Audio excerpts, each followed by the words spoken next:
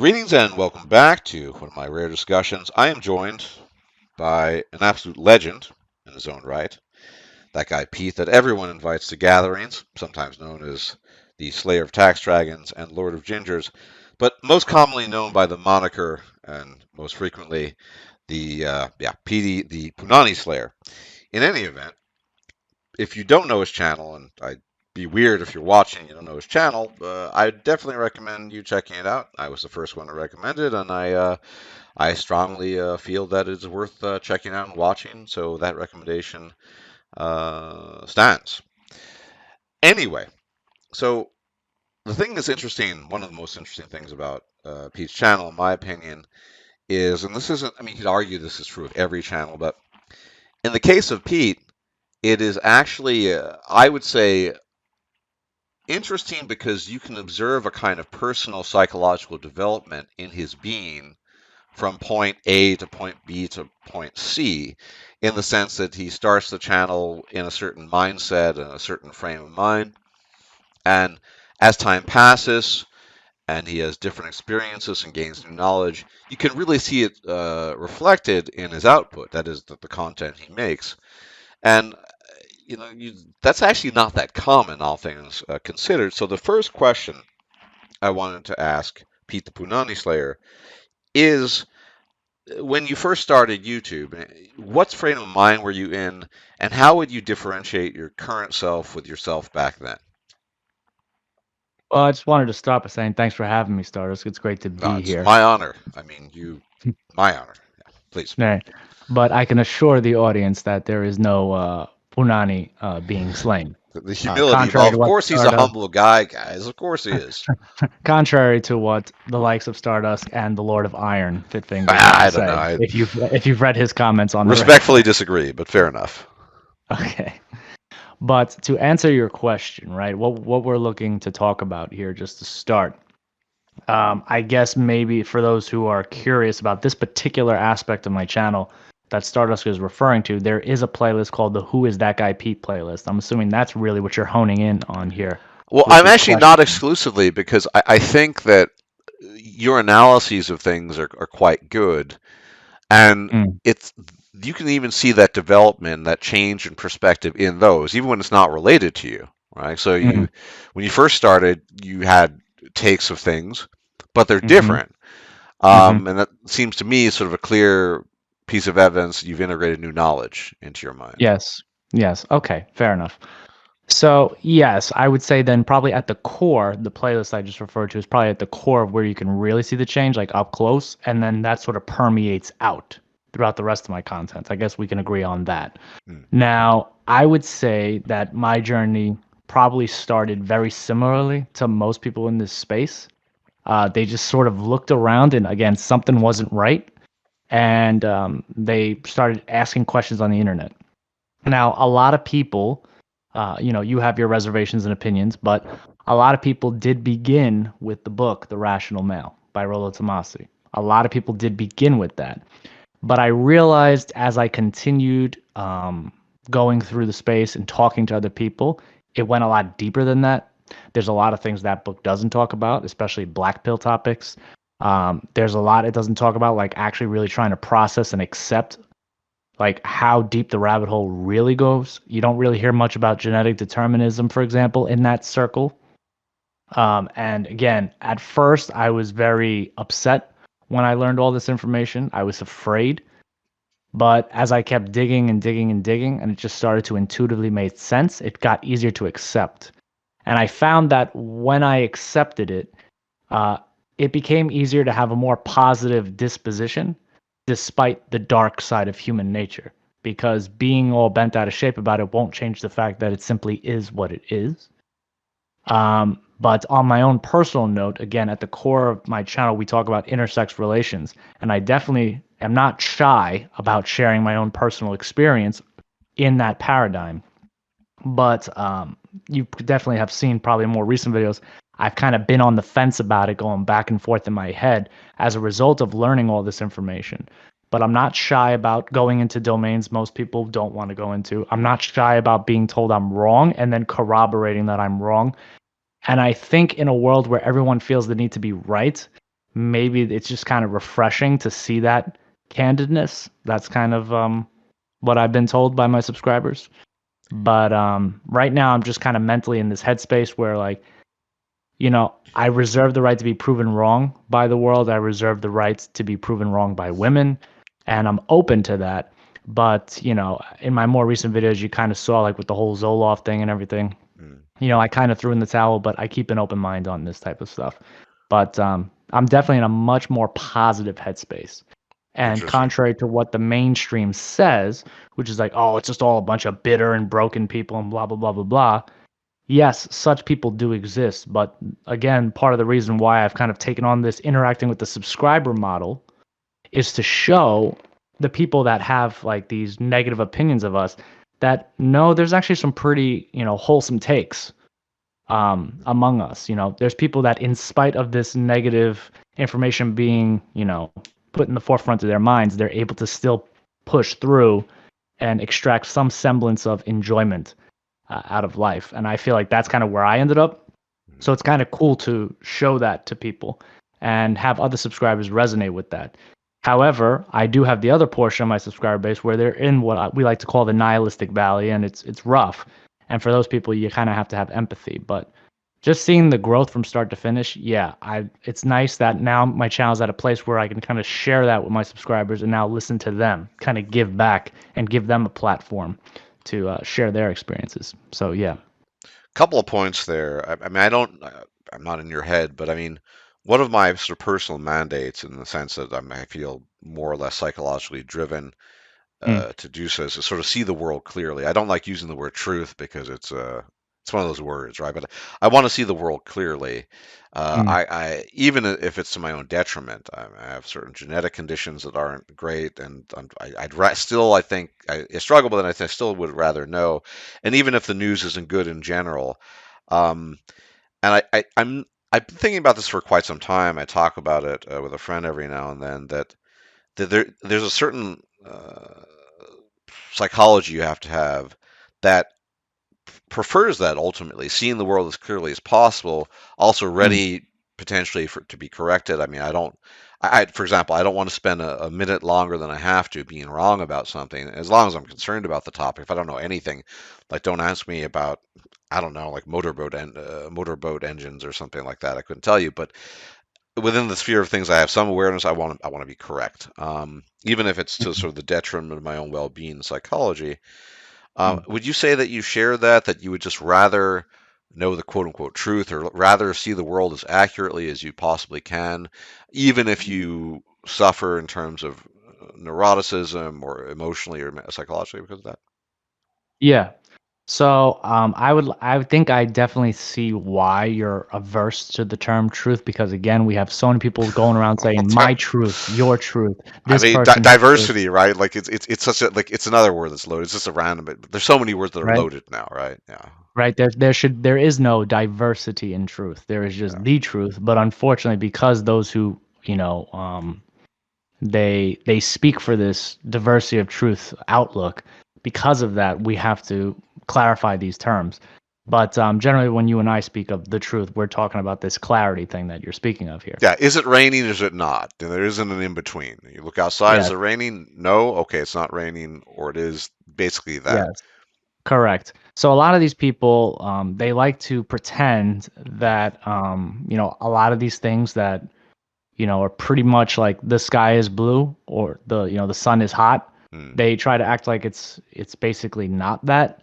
And it's like, okay, I understand that that's a psychological defense mechanism because your proclivity drives you to implement that defense mechanism so that you could cope and exist in a world that does this to you because it's better to have like this idea that hey maybe there's some I don't know um, inexplicable force at play here versus just the human condition being what it is.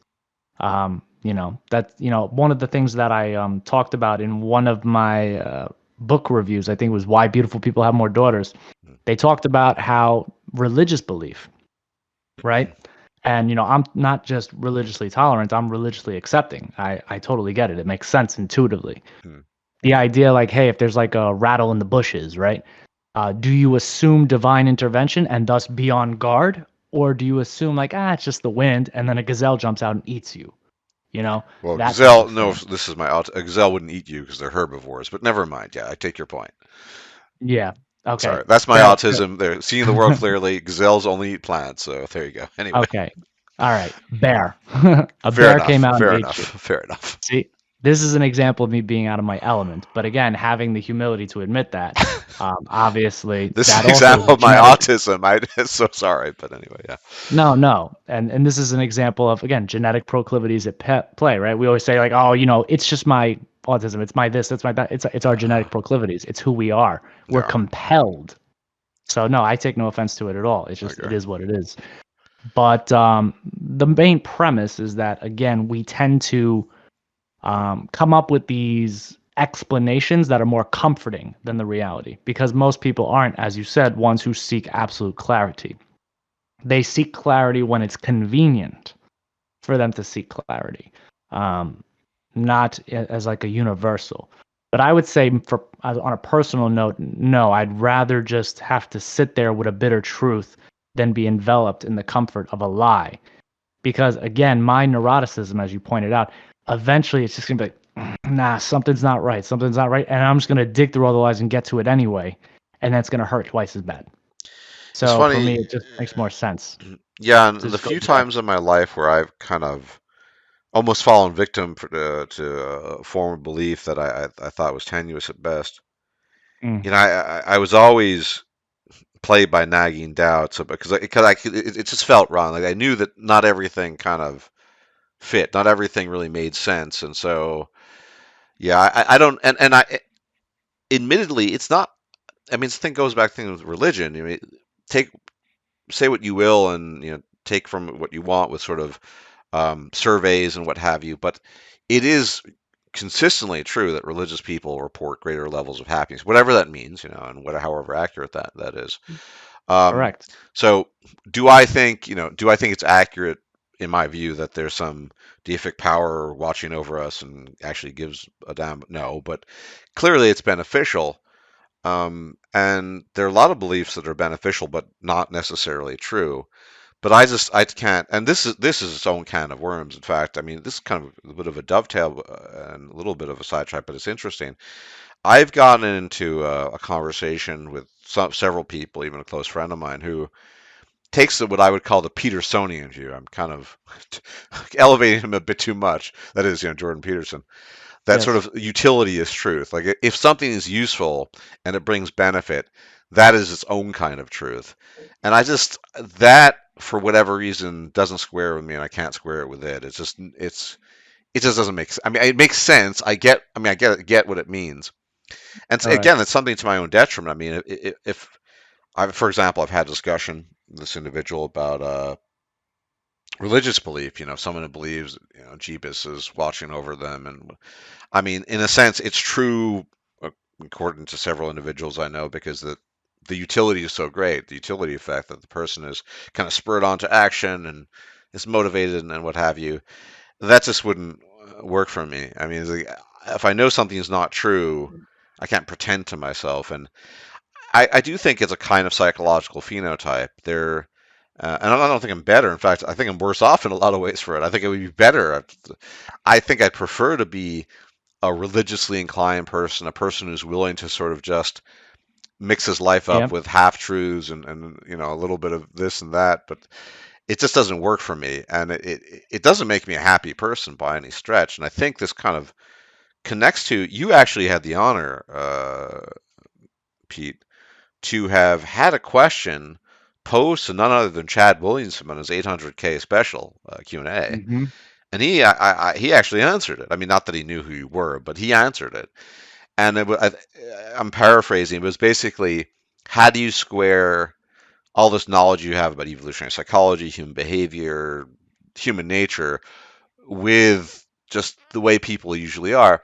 And I think it is a challenge because, these days there's all different types of normies. There's looks normies. There are normies who, whatever, there are different categories, but there is a kind of psychological normie who really doesn't. In fact, most people do not um, look at themselves and others as kind of puppets or automatons of Hmm. nature, or basically animal. I mean, we're just animals, really.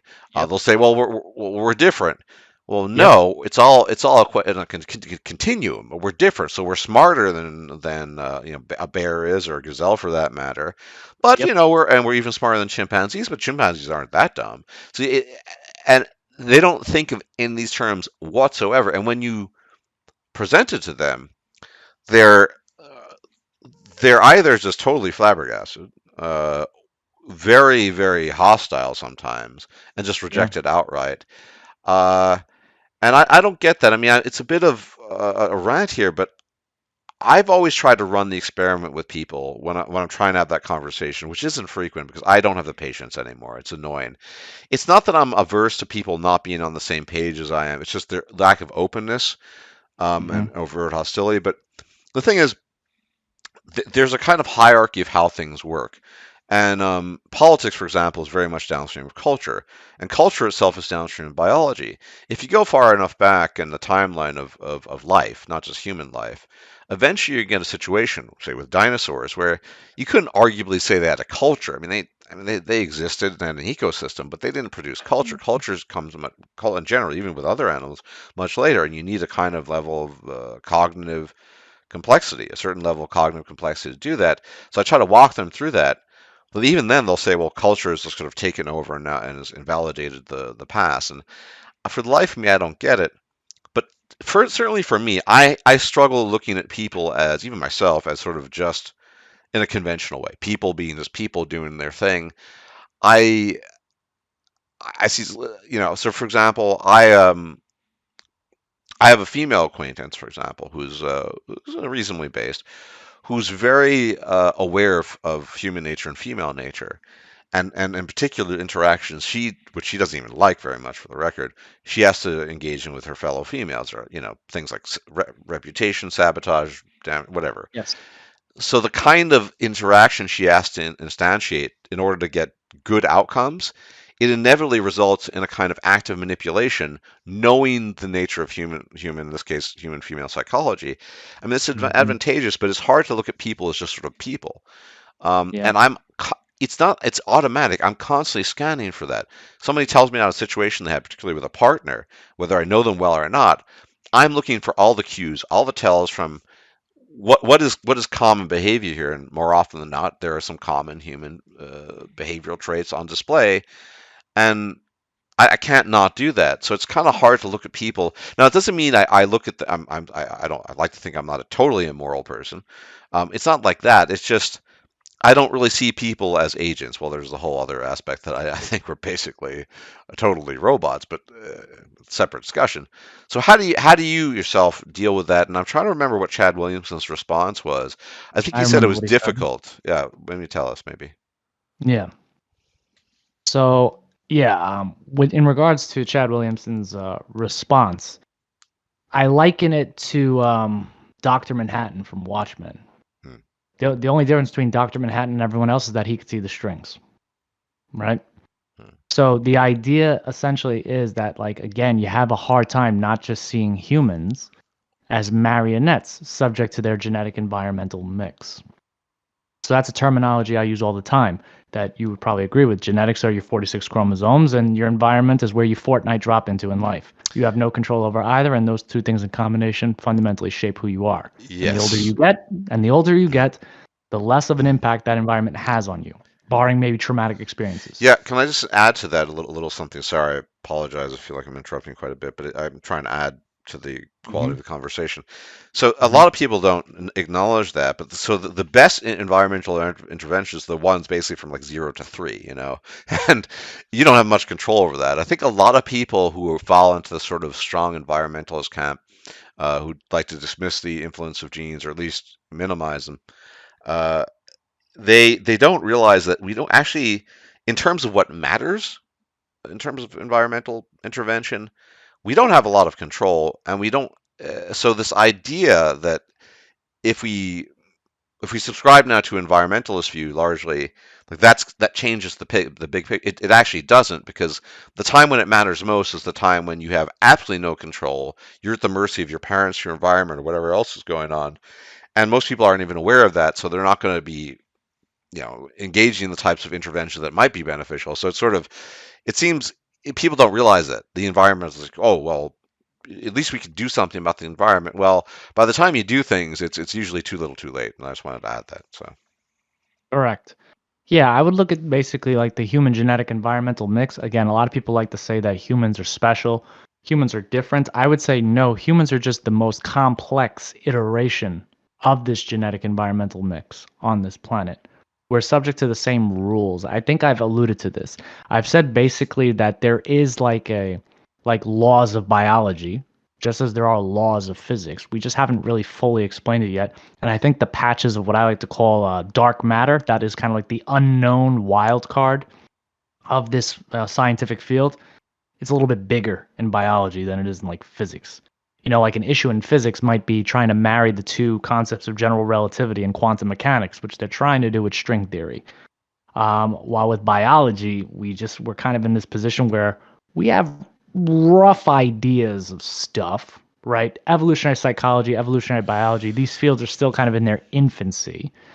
But at the end of the day, we are subject to the same rules as chimpanzees, as dinosaurs, or any other organism on this planet. But I think you're correct, though. It's like it's definitely a disadvantage to kind of have this awareness because when you talk to a neurotypical person, they're like, no, I don't think about that stuff at all. no, And I they don't think, think at all. Yeah, they don't at all. yeah, Yeah, they don't think about it at all. And I think the reality is that the system, the genetic environmental mix that we function on as a species, it was optimized for neurotypicality to thrive. However, folks like you and I are not sufficiently deleterious to be filtered out. I think that's pretty much what happened. But even something yeah, like, again, when you talk about my truth versus the truth, consider something like the five senses, right? The way you see the world, the way you hear the birds, the way you smell the roses, and all this stuff, right? That's how it is perceived by you, but that might not be what it objectively is, right? Very much like you see stuff on your computer screen right now, but to the computer it's ones and zeros. It's a yeah, different world. So I would say that probably even that there's things that like we think it's truth because this is what our senses tell us, but it's not necessarily what it is. yeah, And just to kind of add a final layer to what you said, because you mentioned cultural influences as well, we've talked about things like culture shock. I think Coltane, he did an excellent video on it, which basically is in agreement with what I surmise, which is that the birth control pill, in the context of intersex relations, that was a real watershed moment that really changed things, right? Because with that pill, you didn't just screw with the environment, like you screwed with the core biology that makes humans humans. And then as a result, things changed. But if you remove that pill, right, you take it back, then you're going to see what we like to jokingly call factory reset, which yeah, is basically we go back to the default marionette strings. But to bring it full circle to Chad Williamson's answer, I found that he and I had a lot more in common with our perception than I thought we would, given that I would say I'm probably like, 5 or 6 out of 10, right? So obviously the way I see the world is different from someone like him who's probably more like an 8 sees the world. But he basically said, yeah, it's kind of hard to see people as people. So, and I think Chad Williamson, I think he's in a relationship. So I'd be very curious, he never how he talks about it navigates though. that. So I mean, Never talks he's about it definitely though. banging. We know he's Chad Williams. He's banging, obviously, but we I, don't I know think if he he's. I think he's in an LTR, but yeah, Oh, I think he is. I feel like he alluded to that. But again, I'd be curious what it's like navigating. I would be very, very surprised if his emotional range wasn't reduced compared to before he knew this information. Because once you know this information, again, you're always walking into it like all analytical and shit. no, Meanwhile, you got this neurotypical person on the other side. She's still in her feelings and emotions, like, wow, this is amazing, not understanding the underlying genetic environmental mix that makes her feel what she feels. yeah, So yeah, it's a very different dynamic, but it was kind of refreshing to see that even though sometimes it feels like someone like him and me are like a chasm apart, we actually reached the same conclusion. So that was kind of cool. yeah. I mean, there are a number of things to address there. I'd imagine with Chad Williamson, he must have a strict keep it on the DL policy because he's a now a globally famous figure, so just doesn't want people to be snooping around his private life. I'd imagine, I guess. Although on the other hand, Yeah. he's quite open about certain things. Hard to say. Um, But to the so a couple of points. The point about sort of physics versus biology, there's another confound there, and it's that people just generally don't care. If tomorrow there was some great announcement that now have a unifying theory of how general relativity interacts with quantum theory, and then on top of that we figured out dark matter, it would be exciting and people think it was cool. But nothing really on their in their daily lives turns on that versus Right. who we are. The fact that I'm 5'8" and you're 6'4", pure Hmm. 80% a byproduct of our genes. And so these things matter to people a lot more, and this is why you get all the resistance. Why literally the National Health Institute is now, even as we speak, and months prior, shutting down access to research on genes related to intelligence because we don't want that, right? It's scary. So I think, yeah. So that's a different an aspect as well. And what was my other the other thing I wanted to address there? Um, yeah, I think that. Oh yes, in terms of neurotypical, yeah. The look, as long as things aren't, as you point out, sufficiently deleterious, they still make it through the genetic bottleneck and they get passed along. So yeah, absolutely. I mean, uh, you know the term naive physics, right? Presumably, this, when you Hmm.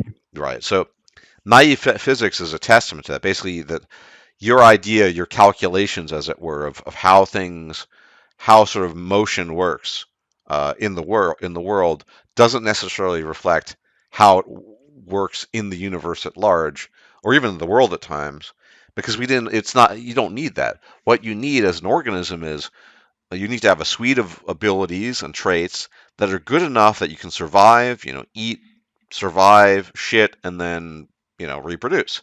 Pretty And for much. whatever reason, for who knows, it could have been we could have evolved to understand different things. I mean, magnetic spectrum, perfect example. Bees can see infrared and ultraviolet. We can't. I mean, why? Because they need that because that's what their mandate is in order to survive. Yeah, it's just how it is. But there's an alienating factor there, I think, when it comes to because it's hard to relate to people. It's very hard. I find very difficult to relate when the entirety of your understanding of people is basically, yeah, how are they wired due to their environment genes, even though it's Hmm. difficult to disentangle. But when I see human difference, I immediately think of that. I don't think of it as, oh, just weird. I mean, the reason why this person is X is because of these obvious, although the details are difficult to discern, obvious reasons. And most people just they don't see it that way. And indeed, I have contact, mostly acquaintances with people who probably be horrified about this. This is the way I think. They maybe label me, the N word, the other N word, possibly. But I mean, just because I just see people as basically animals being pulled by the strings of things outside of their control. Yep. But I mean, Chad Williamson, I find him a very unsympathetic. It's hard for me to restrain, but I find him a very unsympathetic figure. He gets good guests on every now and then, not all of them, in my opinion, but Yeah. um, he's not he's not capable of seeing the other side, and this leads us to the next thing I want to talk about. I think you and I, is my impression at least, are the only people that talk about this concept, and that is the Matthew effect. I mean, yeah, people talk about the Matthew effect in terms of it Hmm. started in economics, right? That's really Yep. where it originated, but it's just shot through all of life. And Hmm. the importance of it, and I mean, use the same, I would say, like Matthew effect loop, and I think that's, I don't know, I know we use that, I don't know if it's an official term, but I think it's accurate. Because here's the thing, it's a bit of an anecdote. And I was listening to a podcast a while back, and it sort of shows that the testament of the testifies to the power of the Matthew loop one way or the other. There was a guy who most of his life into his late teens, early 20s had a perpetually negative Matthew loop effect going on. And as the story was told, he needed something like 2 years, I kid you not, of constant, no interruption, positive reinforcement, socially, work related, success related, relationship wise, everything. literally everything was just going really, really well for 2 years, and only then did he consider it was a consideration for him to sort of to move in a more positive direction. And Yep. he said in this interview, and I'm trying to remember what the podcast was. It doesn't come. Maybe I'll remember later. He said basically that if during those 2 years he had had, just even 2 or 3 weeks of the usual crap he dealt with up until he was in his early 20s, it would have just it would have just ruined everything, and it would have backfired basically, because and that's probably relatable to me. I mean, if something nice happens to me, I never assume it's a regularity. In fact, I'm negatively biased. I admit that. Like, there's something happens because I have trouble with my recording software, as I said before, and I just assumed everything was going to go topsy turvy and just haywire. But yeah, that's the power of these effect loops, because it's not a 1 day thing. It's cumulative. If you go Yeah. 18, 19, 20 years of your life and basically almost nothing good, maybe not the most horrible thing, but nothing good has happened to you, what are the chances? I mean, sure, there's an innate psychological factor, and there are people, actually, they exist, who they fail and fail, and they keep on trying. They always think it's gonna, and it's still gonna work somehow. And I mean, who knows? That's a like a kind of discussion to itself. Interesting people, but for most people, people within a range, average people, you give them enough negativity thrown their way, enough shit sandwiches, eventually they're going to be like, well, I guess I'm going to be eating shit sandwiches for the foreseeable future. And the only time they get the fucking grade A steak, if it's not eating grade A steak all the time, right? It's one time's not Hmm. enough. Yeah. So it's so nobody talks. I mean, apart from you and I, it seems like nobody really talks about that streak, that the causal concatenation of events that leads you there. Because once you're there, the amount of effort, as this guy indicated, to reverse it, because it's so easy to get discouraged. It's so Yeah. easy to doubt. One nice thing, okay, not another, okay, but you're always doubting. And I know this from my own life. Like, today's a Sunday, and I saw mail in my mailbox, and this is kind of related. I always assume the worst when I see mail in my mail. Now, usually it's either neutral or bad, right? Like, there's no news is good news, right? But I Right. just and where does that come from? From a fucking sorry, I shouldn't be swearing on my own show. From a little bit enthusiastic here. It comes from a lifetime of many negative experiences receiving letters. I mean, it's a very niche here, but that's what happens. You don't assume it's good news, especially when it's a bank or the insurance or whatever. And so people really like, setting aside, obviously, because it's causal here, the relationship of genetics environment to that. Let's just set that aside. All you need is enough. Well, it is the environment. Bad events to happen to you, bad things to happen to you, that you're going to be trapped in this negative Matthew, and people won't understand why. They're going to think, oh, negative Nancy, or he's a pessimist, or whatever. But it doesn't come from nowhere, right? And likewise, conversely, people who are overwhelmingly positive. I mean, yes, for example, I hate to bring him up again, but Chad Williams, he has that story, his great challenge in life, how when he was younger, he wasn't terribly popular. Well, fair enough, but that's not the same as being, bullied and mercilessly, and being universally excluded. It sounded like he was a bit awkward, and he was a Hmm. male model. So, and this leads down to this problem of, to my mind, it's a delusion of the self-made man. I mean, nobody is really self-made in that sense. Well, in all senses. Right. And then he looks down at people who are struggling. Like, you have a sub who is the darkest night, right? I think. Yeah. Yeah. Who is well, he's been cursed by the gods, basically. Horrible genes, and just, it's bad luck, really bad luck. Right. And to a guy like him, Chad Williams said, "Oh, he's just lazy. He doesn't want to try." I mean, he really believes that people who are negative are people who've never made an effort or something like that. No, they've made efforts, just that you can only sustain so much failure, right? And people like that don't Yeah. get it. This is, I think, a universal human uh, observation that we need to make, and people need to learn about. I think everyone needs to learn about that, because they just, you meet someone. Sorry, I'm blathering on quite a bit. Forgive me. A bit Okay. talkative today. You meet people, and you meet them in that particular instantiation of what you meet them for the first time, you meet Bob, and Bob is like this. Now, if you're a thoughtful person and you're observing, you might think, well, maybe Bob is like this for a variety of reasons rather than whatever, right? And so I Right. think uh, this is severely lacking. And the Matthew effect is very, very potent. And the fact that, to those who have, all should be given; those who have not, all should be taken, is a further testament, because once you're in that positive loop, you're more likely to have a positive outlook. You're more Yep. likely to make an effort, and Hmm. that's also going to redound to your benefit. And people just miss that. If you're in if you're in the valley, I don't like the term nihilistic valley, but the pessimistic valley, then there are usually good reasons for that, right? And I think that it's wholly unrelatable at times to people like Chad Williamson, or other people. Maybe really stoic people don't suffer from that. But I think that very few people talk, but certainly not in the manosphere. And I think because therein lies the differentiated success rates. Some people, they go to the gym, they do the self improvement. That's another word I can't stand these days, but whatever, a little self improvement, and they get these amazing results because maybe they were kind of in the middle, right? Versus people. I mean, let's be honest. I, I know a guy.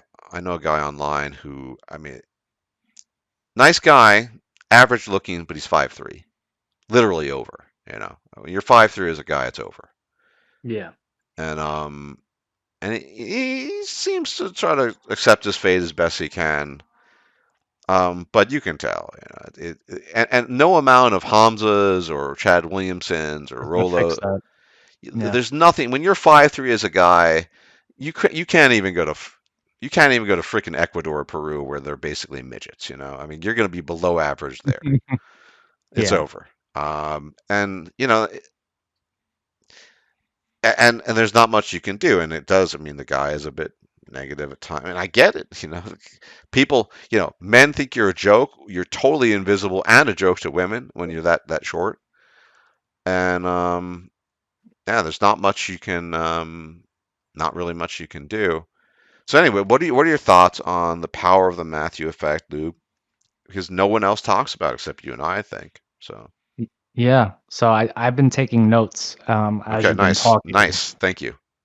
I've been Yeah. talking too much, so that's a good idea. Sorry about that. No, no, it's okay. I just wanted to stay on point. Hmm. But yes, I know I agree that the Matthew effect is quite real. But with Chad Williamson in particular, since that's the last thing we talked about, let's kind of use him as a segue. Hmm. I can't help but ask the question: how can a person who has seen payoff for their efforts be empathetic with someone who has never seen that? Good You point. know, it can be done, but again, I think it's easier when you've seen failure at least sufficiently. Then you could at least understand what it might be like to be someone who has seen a lot of failure, say like The Darkest Night, for example. Mm. But I think really, again, at the core of this Matthew effect situation is dopamine hits or lack thereof. And I think you've said this terminology before, the concept of intrinsic motivation That versus was going to be my next line of extrinsic questioning, but we're motivation. we're we're going to do it in a natural way. Okay. Yep. Yes. So let's go into it because I think honestly, if you're going to talk about the Matthew effect, you got to talk about motivation. You Hmm. have to. Yep. So let's talk about it. So I would say there are two types of people in this world. And obviously, the minority are people who have intrinsic motivation as part of their genetic environmental mix, right? And then most people, they require extrinsic motivation, which makes sense because humanity is a pro social species. So obviously, interacting with other humans to get that extrinsic motivation, which in turn gives you skin in the game, it gives you a reason to give a shit, and the dopamine hits reinforce that reward center. That's ultimately what's going to give you the swift kick in the ass that you need to keep going to the next thing. However, if all you have ever known is failure, because there is no extrinsic motivation, because there is nobody giving a crap about you, it's going to be very difficult. But those who actually genuinely have intrinsic motivation, they will find a way to thrive in spite of that. But you can't just say to somebody, just have intrinsic motivation, bro. Like, it doesn't work like that. It's very That rare. being, Very yeah, rare. exactly. And that's why, honestly, a lot of these really famous people, um, again, it's not like they're the majority of the human race, and there's a reason for that. Now, when you talked about self improvement, I guess maybe like in our vernacular, what we're trying to say is that we're trying to tap into positive aspects of what's already in our genetic environmental wheelhouse, if you will. The problem is, though, to motivate someone to go and tap into that, again, more often than not, there has to be some sort of extrinsic motivation. You could Yep. take a horse to the water, but you can't make it drink, right? The problem is, though, a lot of these people, there's nobody to even take the horse to the water. So why even think about drinking the water? You know? So that's the first thing. Another thing that I just wanted to bring up is this idea that for every one bad thing that happens to you, I think you need like five good things to make up for that one bad thing. Because again, I don't think it's just you or I that necessarily have a negative bias. I think most humans do have a negative bias, at least to some degree, as a survival mechanism, Yeah. right?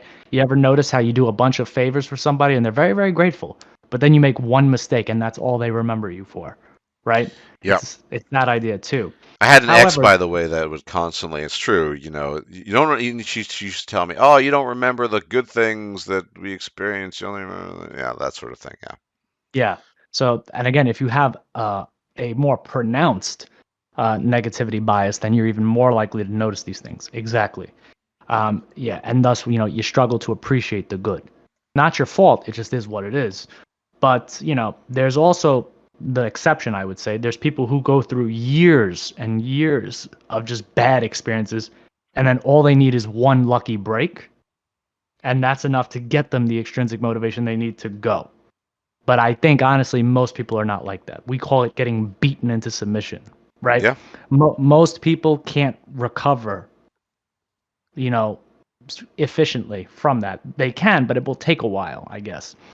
The idea of just kind of having like a rough 10 years and then all of a sudden your life just does an uptrend, like just like snap of the fingers, drop of the hat, that doesn't happen for most people. But what's scary is the reverse is very common where they can be riding high and then all of a sudden, boom, you go down. But I guess that's just sort of how gravity works for you, right? You're more likely to just get pulled down. You're not going to get pulled up more often than not because that's just not how the laws of gravity work. But Yeah. yeah, it's tied to motivation at the end of the day, and motivation is tied to dopamine. Yeah. I mean, a lot of things to be said there. Now, the thing, how rare intrinsic motivation is, people I don't completely grasp, because here's the thing. Yeah, It might seem like I have a friend who's an academic and a very good one. Now, on the face of it, it seems like he has a lot of intrinsic motive. He's interested in the subject, but if nobody accorded him the accolades that he's received, he's basically best in his field. I mean, sure, he probably still would be motivated, but other people externally are spurring him on. I say, "You're really good. You should do this. That sort of thing." yeah, So even when it seems like, and he is interested in his subject, and make no doubt about, have no doubt about that, but it's just there's still an extrinsic aspect there to some degree. yeah, Of course, I can't. It's actually hard to, when I think about it, it's kind of hard to come up with an intrinsic situation. I mean, I know, like, maybe some guy who likes studying butterflies or something. Yeah, like he's just really interested in that. I don't know, but I guess that would be intrinsic. I mean, he's not getting any reward, but I think that's very, very rare. And I've noticed this in my own life. I'm not very good at terribly much. Most things I'm not good at, but the few things, the like one or two things I am above average at, um, I was. It seemed nominally like I was interested, but a big part of it was because I was just kind of better than a lot of people, and I was like, "Wow, I might as well just go after this," because it was mm, interesting because I was good at it basically, and so I wanted to learn more about it, and that thing sort of thing. And mm, people just discount that. And motivation, yeah, no one can stay perpetually motivated. That's the thing, and I think the people who talk about, or so where you get that, this is where you get that the comment from, and Chad Williams is constantly citing, it's very annoying, from Jocko Willink. Discipline eats motivation for breakfast. Now, I would argue that's kind of true, but you still need to see a light at the end of the tunnel. If the yeah, tunnel is eternal darkness, your discipline will crumble eventually too. I mean, what's the point of being disciplined if you get nowhere with your discipline? Like, if correct. somebody said, "Look, they're going to be rough times, but if you work really hard and work out in 5 years, you're gonna have amazing physique. Yeah, discipline can. If you say, look, it's all just about the process. You just got to be disciplined. But at the end of the 5 years, you're going to still be a fat schlub. Let's be honest. How many people would still be motivated? Not many. Yeah, So absolutely. yes, I get where that comes from because you need discipline. When I used to lift, something I should change. I used to. I should do it again. But when I used to lift fairly religiously, guys, especially as I got older, there were days I did not want to go, and I hauled my ass to the gym anyway. Um, that's the discipline. But as my motivation dwindled, and that's the thing, like as I saw less and less reason for it, there was less and less reason, the outcome, because I originally started lifting years ago when to look better, basically everyone did. Um, Yeah. and as that dwindled and I saw less and less reasons to do it in the first place, the discipline that was necessary to sustain it because of the original motivation, because of the end goal, also dwindled to the point where I haven't, worked out in something like 3.5 years. Yeah. And not good, I admit it, but I'm pretty aware of my own, psychology, and that's basically what happened. Yeah, but even things like discipline, right? You know, again, just have discipline, bro. There's a deterministic nature to discipline too, like your proclivity for how disciplined or how stoic Conscientiousness, you right? can be, Yeah. right? So, of course, just like the proclivity to have discipline is by and large tied to this genetic environmental mix, so is the speed at which it crumbles in the face of adversity. Yep. Yep. Yeah. And again, it's no surprise that over time you get less and less motivated because motivation is induced by dopamine, your reward center. And of course, as we know, with each successive hit of the same thing, it's going to be weaker and weaker and weaker because our brains are wired to seek novelty, Yeah. new forms of motivation, always looking for the next thing. And this makes sense as humans because, again, we're always looking to create the next thing to make ourselves stand out from the rest of the pack so that we can be reproductively successful. That's always going to be a thing. And in fact, that's what's built this world around us that we're sitting in right now. So, again, it makes sense from what you're saying that over time these kind of have diminishing returns effects, but the speed at which those diminishing returns actually occur by and large is tied to just variables you can't control. So and again, the neurotypical person for which this system is optimized doesn't think about these things at all. And when you bring it up, it makes them very uncomfortable because on some level, while it's not deleterious, I don't think Mother Nature intended for us to have this level of self-awareness about the human condition. Because again, when you know how the game is played and you know how the magic trick works, it kind of takes the magic out of the human experience. And I Yeah. think a lot of people are very uncomfortable with having the magic ripped away. It's like when the kid finds out Santa Claus isn't real. It's Mm. like it's devastating at the time, but very much like finding out Santa Claus isn't real. Don't worry, you're gonna be okay.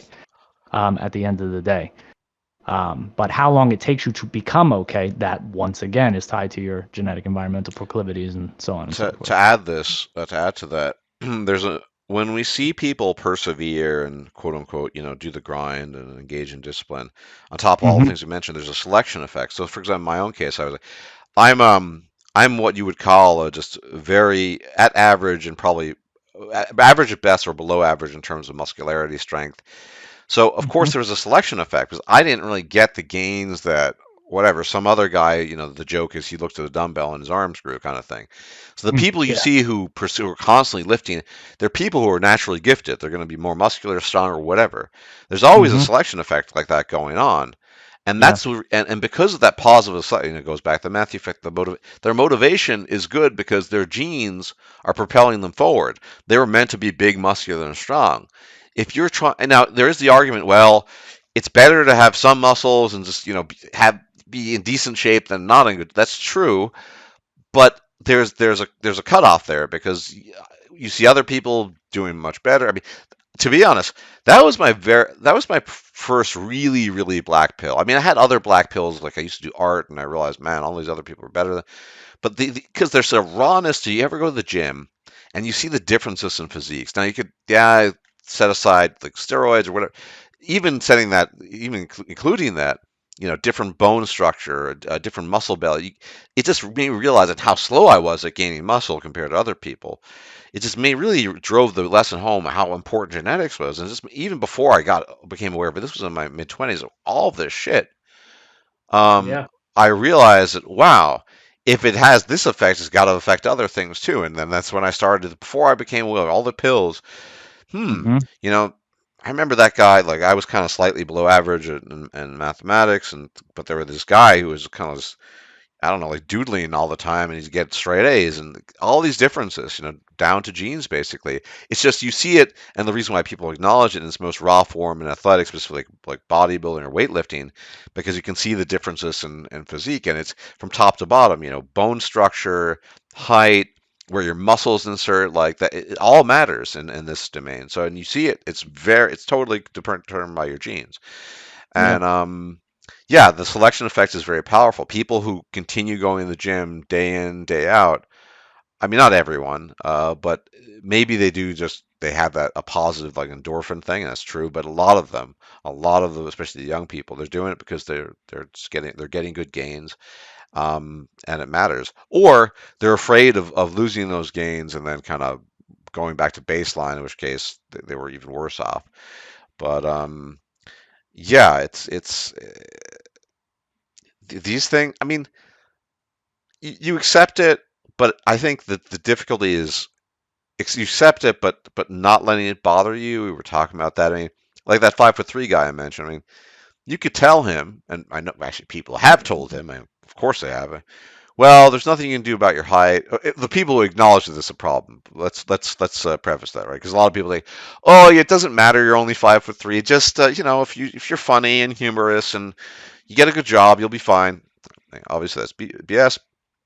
Say, well, you can't do much about it, so try to work on other things. Well, he can do that, and I think he does, but Hmm. uh, I mean, the fact that like if you're a 5'3" guy in a Western society, like your existence is being thrown in your face constantly.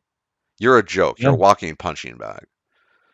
Yeah. So you're not how yeah, you do your best. But how are you not? I mean, it's an extreme example, but I think it's telling because you're just reminded of it constantly. So, which is why it does. I don't think I like human nature to be. I mean, you could say it's not a matter of like or dislike, but I mean, you could still have a conclusion. You can still draw like, do I like it? I don't like a lot of aspects of human behavior. It is what it is, to use your famous line, but I don't have to like it necessarily. It's you know, I've driven people crazy in the past because I think everything is transactional at the end of the day, every Yeah. form of interaction, and people don't like hearing it, but I think it's true. But do I like that? No, I don't really like that. But it's just to me, it's pretty transparent that that's the way we operate. And I think going back to kind of how many times have people brought up the Matrix? Jesus, Matrix and the Red Pill. But yeah, that whole scene with Morpheus and Neo, how he's explaining that not everyone can be woken up because they'll attack you. That's kind of true when it comes to this too. When you're met with hostility and resentment and resistance, and you're told that you're weird or whatever it might be, usually worse things than that. I think there's a huge element of, let's be perfectly honest, of that sort of matrix-like resistance. They don't want to leave the matrix. They just because it's more comfortable and more power to them. We're the weirdos. We're the unplugged ones. I mean, I'm not trying to sound arrogant. In fact, I don't. It's just for whatever reason we're just genetic life history. We're different, and like I find myself even with people, I'm really like my father. I have to, Mm. who used to, for example, my father had this really corny saying when I was growing up, which I always thought was suspect, and now I know it's ridiculous. But he'd always say, "Well, in life, it's 99% perspiration, 1% inspiration. Inspiration mean like talent, 9% hard work." Well, even if that were true, your ability to work hard is largely determined by your genes. Like some people are more diligent than others. Some people Yes. are way more conscientious. I'm very low conscience, unfortunately. I'm not a total idiot. So the fact that I'm not a total idiot has allowed me to even get through life because I'm not a hard worker, unfortunately. Typically, Mm. I mean, there are moments when I do, but But yeah, it's just but this kind of poppycock is these nice kind of feel good stories, and it was for him to say that. Yeah, I mean, now I have to humor people who say things like that to some degree because I don't want to create a hostile environment. I mean, I know I'm talking a lot, but I don't know. I feel like it's relevant. Uh, Yeah. so forgive me. But another example of this, I had a conversation with a guy a while back who, his relationship was on the down, kind of on. Well, yeah, it was basically ending, and Mm. I was just listening to the signs, and one of the big signals for this was that they stopped boinking. That's kind of a big deal in a relationship That's usually. a red flag. Yeah. Yeah. And I asked, what happened? So, well, I don't know. It's just kind of, I didn't, because men are typically blindsided anyway. She just didn't really want to say. I said, okay. So I started asking a bunch of questions. One of the first questions I asked him was, did you gain weight since the relationship? And it turned out that he did. He put on something like 30 plus pounds, which is not Mm-mm. insignificant. And I Mm-mm. remember from my own, this was years ago before I was in a relationship, I gained weight. And I noticed, I mean, retro, this is years, 20 plus years later, but, she didn't want to boink me anymore.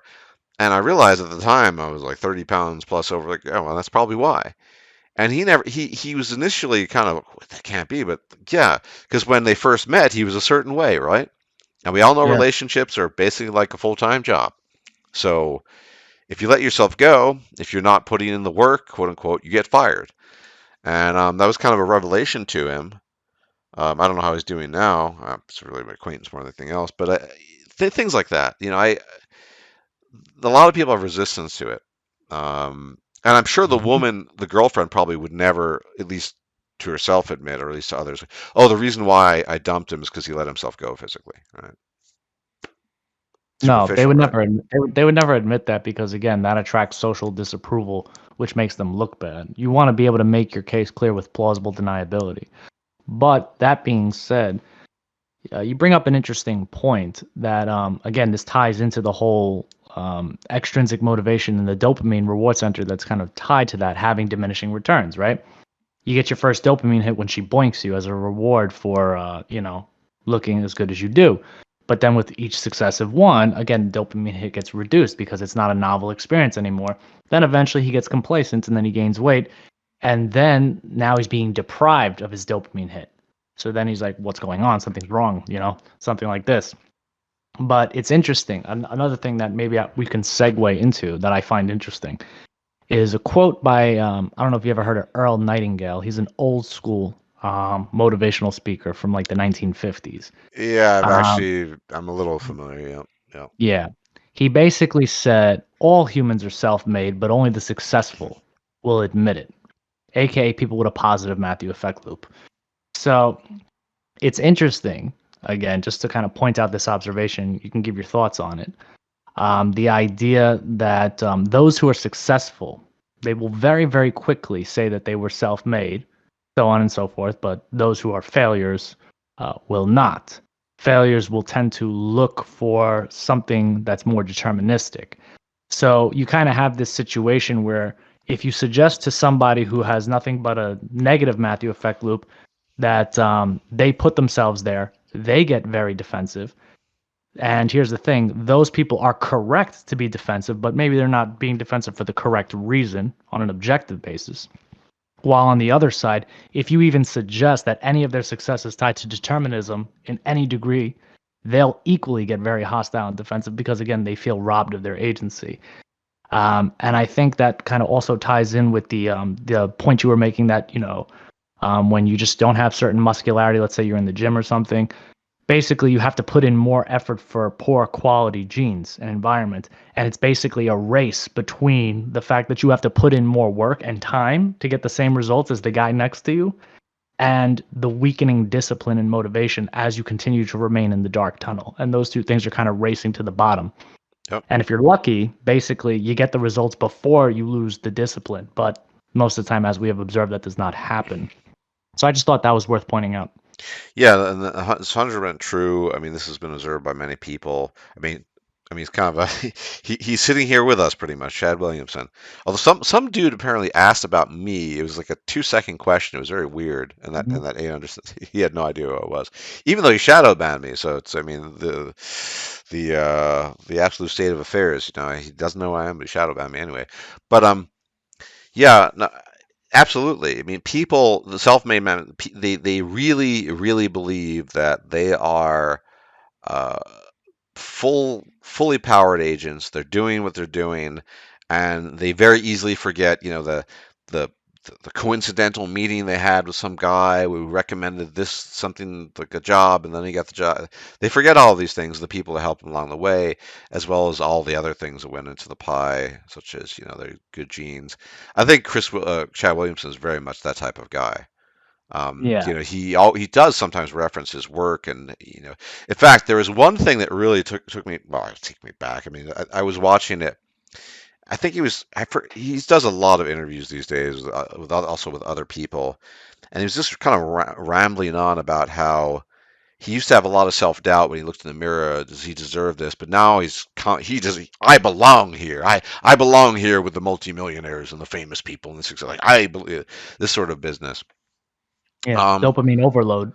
Yeah, yeah, yeah. Whereas, you're right. I mean, usually what normies will say is, "Oh, the only reason you're a loser is just excuses, excuses."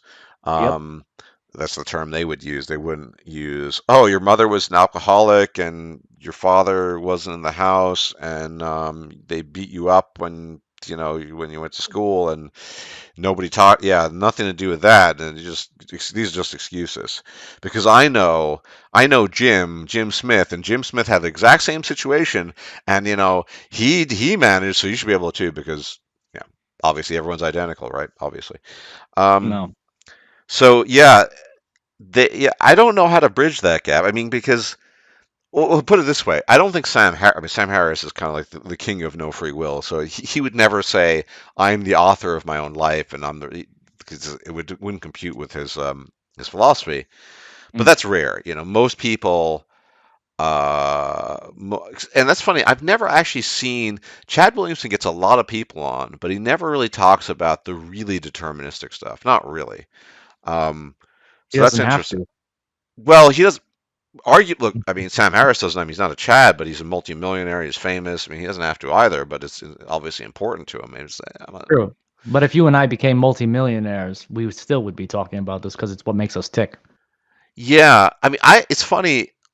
It's almost become a reflex for me. I have a friend who gets annoyed at me when they might ask me a question about something, and I always preface the answer with, some variety of, I don't know much about it. I only know little. I know something about it. I know a lot about it. I'm close to an expert. Well, I'm not really close to an expert in anything, but the point is it's a no. This person finds it annoying, Mm. but it's because I don't want to be wrong, and I don't know. I just have a kind of I know it sounds like I'm humble bragging about I don't want to ever come off as sort of think I'm really good at something. Maybe because in part, even if I am above average good at something, I'm not responsible for that.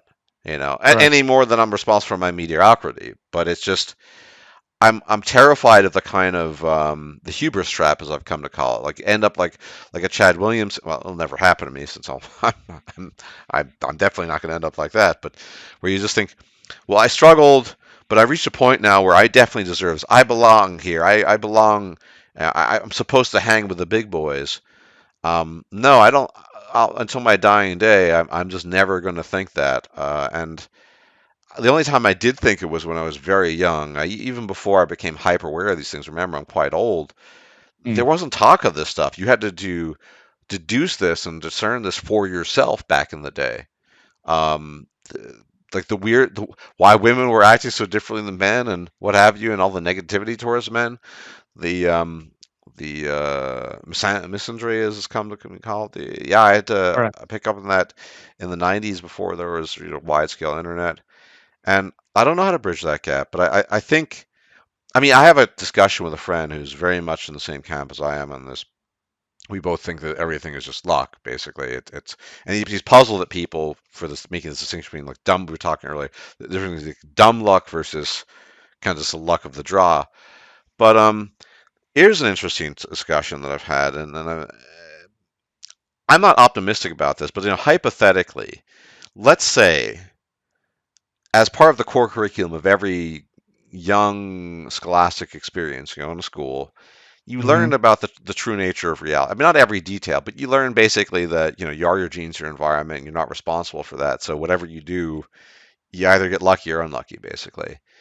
Hmm. And the concern some people have, and you've echoed a kind of version of this concern on the question of responsibility, which is related, that some people will run with it as an excuse not to do anything. Now, I don't. I think that's one of the worst counter arguments. I think. I don't. I think that. Not mm, Yeah, not just to not do anything, but also potentially to do really messed up things. Because again, even having this information revealed to you is an environmental factor that could have an effect on the expression of your genes. Granted, if you're an adult, it's probably not going to have an impact on anything. But when you're younger and more impressionable, it could. So it's also important to be mindful of when you Yeah, tell I, them. I wouldn't. I wouldn't do it at age 5, but maybe No. when you're a middling teen, 14, 15. You make Sally aware the reason why she's really good at mathematics isn't because she's working hard. There's something special about. Well, I guess there is. She has good genes, It's whatever. because her parents were also good at Yeah, mathematics. yeah, her parents. She wrote my favorite phrase. She chose the right parents, right? So, Yeah. and I mean, I don't know what the outcome of this would be, but a world without responsibility. I have this kind of autistic distinction because I have another friend who's more or less on board with the same thing. It's, birds of a feather, right? I think the people I'm closest to are the people who share my worldview, shockingly. Mm. Um, Even though I'm kind of quite convinced it's correct, I would require a mountain of evidence to prove that it's not. Although I'm open to the idea of being proven that genes don't massively influence you, but I just think it's almost impossible to prove it. Um, that I would never tell somebody, given my state of knowledge and my mind, Bob, you need to take responsibility. Now, I might use it in some overarching sense, like the FBI is responsible for investigating domestic crime or something. Yeah, but I don't mean it in the sense that they're actually responsible. And Mhm. I think it's an open question, and I think we could, just like there are private schools with different curricula, I think you could actually have a school where part of the teaching curriculum involves, at a certain age, 14, 15, learning about the true nature of human beings and just seeing how that pans out over a period of time. Because I we already know what the status quo is, right? The status quo is no everyone believes that responsibility is a real thing. Mhm. Everyone believes that people are their own authors and their own agents and they're like genes are this stuff, but it doesn't really matter and whatever. That's the status quo. And Mhm. we see the upside of that, I guess, to steel man the position is that people are probably going to be more willing to believe in themselves and push themselves, even if it seems unlikely that it'll succeed. But the downsides are massive, right? The downside, the colossal arrogance, hubris, the belief that you're actually special, Mhm. that people, quote unquote, desert. I mean, desert. It really, at the end of the day, comes back to the concept of desert. People deserve their fate. Now, in some deterministic sense, I guess you could say that because if you are meant to be 5'3", you quote unquote deserve, but it's not in the cosmic sense they mean. Like it's a bad. Right. This is the 5'3" guy isn't a bad person. He's just had horrible luck, and Right. so There is no divine executor of justice. exactly desert. I mean, desert in the sense doesn't exist, and so it's very easy. And this is another thing people do who are successful. They divide the world into the deserving and the undeserving. Like, well, this guy, the reason why he's working at 7-Eleven and whatever, it's not because he's short and ugly and only has a 90 IQ. It's just because he's just whatever. He's a bad person, didn't work hard enough. But I who have the good genes and I'm 6'3", like of course I deserve that because that's just yeah. I think I see that as very destructive. Now, Yeah. for the record, I'm not one of these people think, well, you wouldn't jail criminals? Of course you would. I mean, if only there actually is a strong reason. There's some people who are so dumb, and I don't mean in a negative. Well, I mean. and lack so much impulse control, and this has been measured that they don't know what to do. I was listening to a podcast and an instance of somebody, I guess it was a real story. A guy was holding up a clerk in like a bodega or something, right? And the Right. guy just immediately, the clerk says, "Oh, I'll give you the money. Just don't shoot me."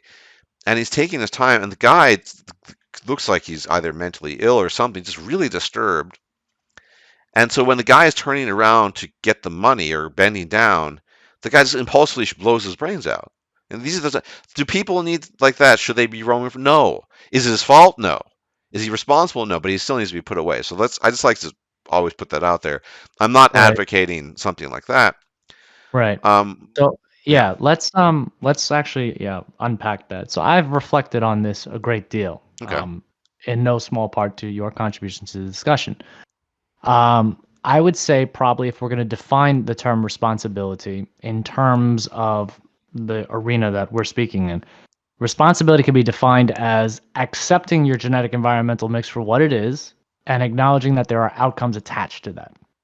That's it. That would be probably a translation into the vernacular that you and I speak. So perhaps instead of saying, hey, take responsibility, just accept that this is what it is and there are outcomes attached to that and they will be what they will be. And that's it. And I think Yeah. that's an even more, I think, simplified, streamlined version without using the fancy fluff of a free will minded person thinking, hey, it's responsibility, like, hey, like it's actually your fault that it's like this. No, Yeah. it's just 46 chromosomes and where you Fortnited into. That's all it is. Fortnite. Yeah. Yeah. I'm totally fine because I know what you think and how you think about this with you using that term. I think I'd still avoid it. I would just say, do what you can. If someone said, I'm struggling with X, do what you can. Um, Well, yeah, these are your cards. these are your cards. Like, what kind of interventions would be useful and actually be beneficial? I would work within that framework almost certainly. Um, yeah, but I mean, I would personally avoid it because look, there are a lot of words these days that have become tainted. Truth, diversity, even responsibility, right? I just they've gotten to the point where they're so tainted where I'm just really reluctant to use even problematic, which is kind of silly to think, but um, yeah, no, in your definition is perfectly fine. I mean, I think that's. I mean, it's not. There's a reason why I think you have one of the best channels out there on YouTube, unironically. And I mean the whole of YouTube, not even the niche of the manosphere. I mean the niche of the manosphere, you're like a king. But yeah, no, that would be fine. But that's not how it's framed, obviously. And this is where I think the harm comes from, because I think one thing that could go a long way to helping people, like say, I don't know about much about the Darkest Night, but people in his boat, basically, in his camp, who are Mm, who've been screwed over by the universe, basically, mm. is it first acknowledge that they have largely been screwed over. Like, it doesn't help a guy who's 5'3", just keep on going back because it's such an extreme example, to tell him, well, you got to work. No, it's going to help probably even more if you say, yeah, yes, like, we gotta we're gonna level with you. If you're 5'3" as a guy, it is over. Like, it is like, and you're almost never gonna have any romantic set, almost certainly. I mean, Yeah, barring paying for it, yeah, perhaps. you could probably pay for it, but look, It's not the same. prostitutes don't don't generally like what they do on average, and it's No. interesting that what I've learned over the years. So I remember years ago checking out an interview uh, with uh, with a prostitute, and the first thing that women prostitutes learn is to suppress, because women have a much higher disgust reflex reaction. Suppress that, because you imagine you already have a loaded disgust reflex, like you're already much pickier than men. So Yep. you remember, I think it was the statistician who brought it up. Yeah, I believe so, where they gauge women sort of like women are so unattracted to some men. They're more like they would be more attracted to the women equivalent, even though they're straight, kind of thing. And Yeah.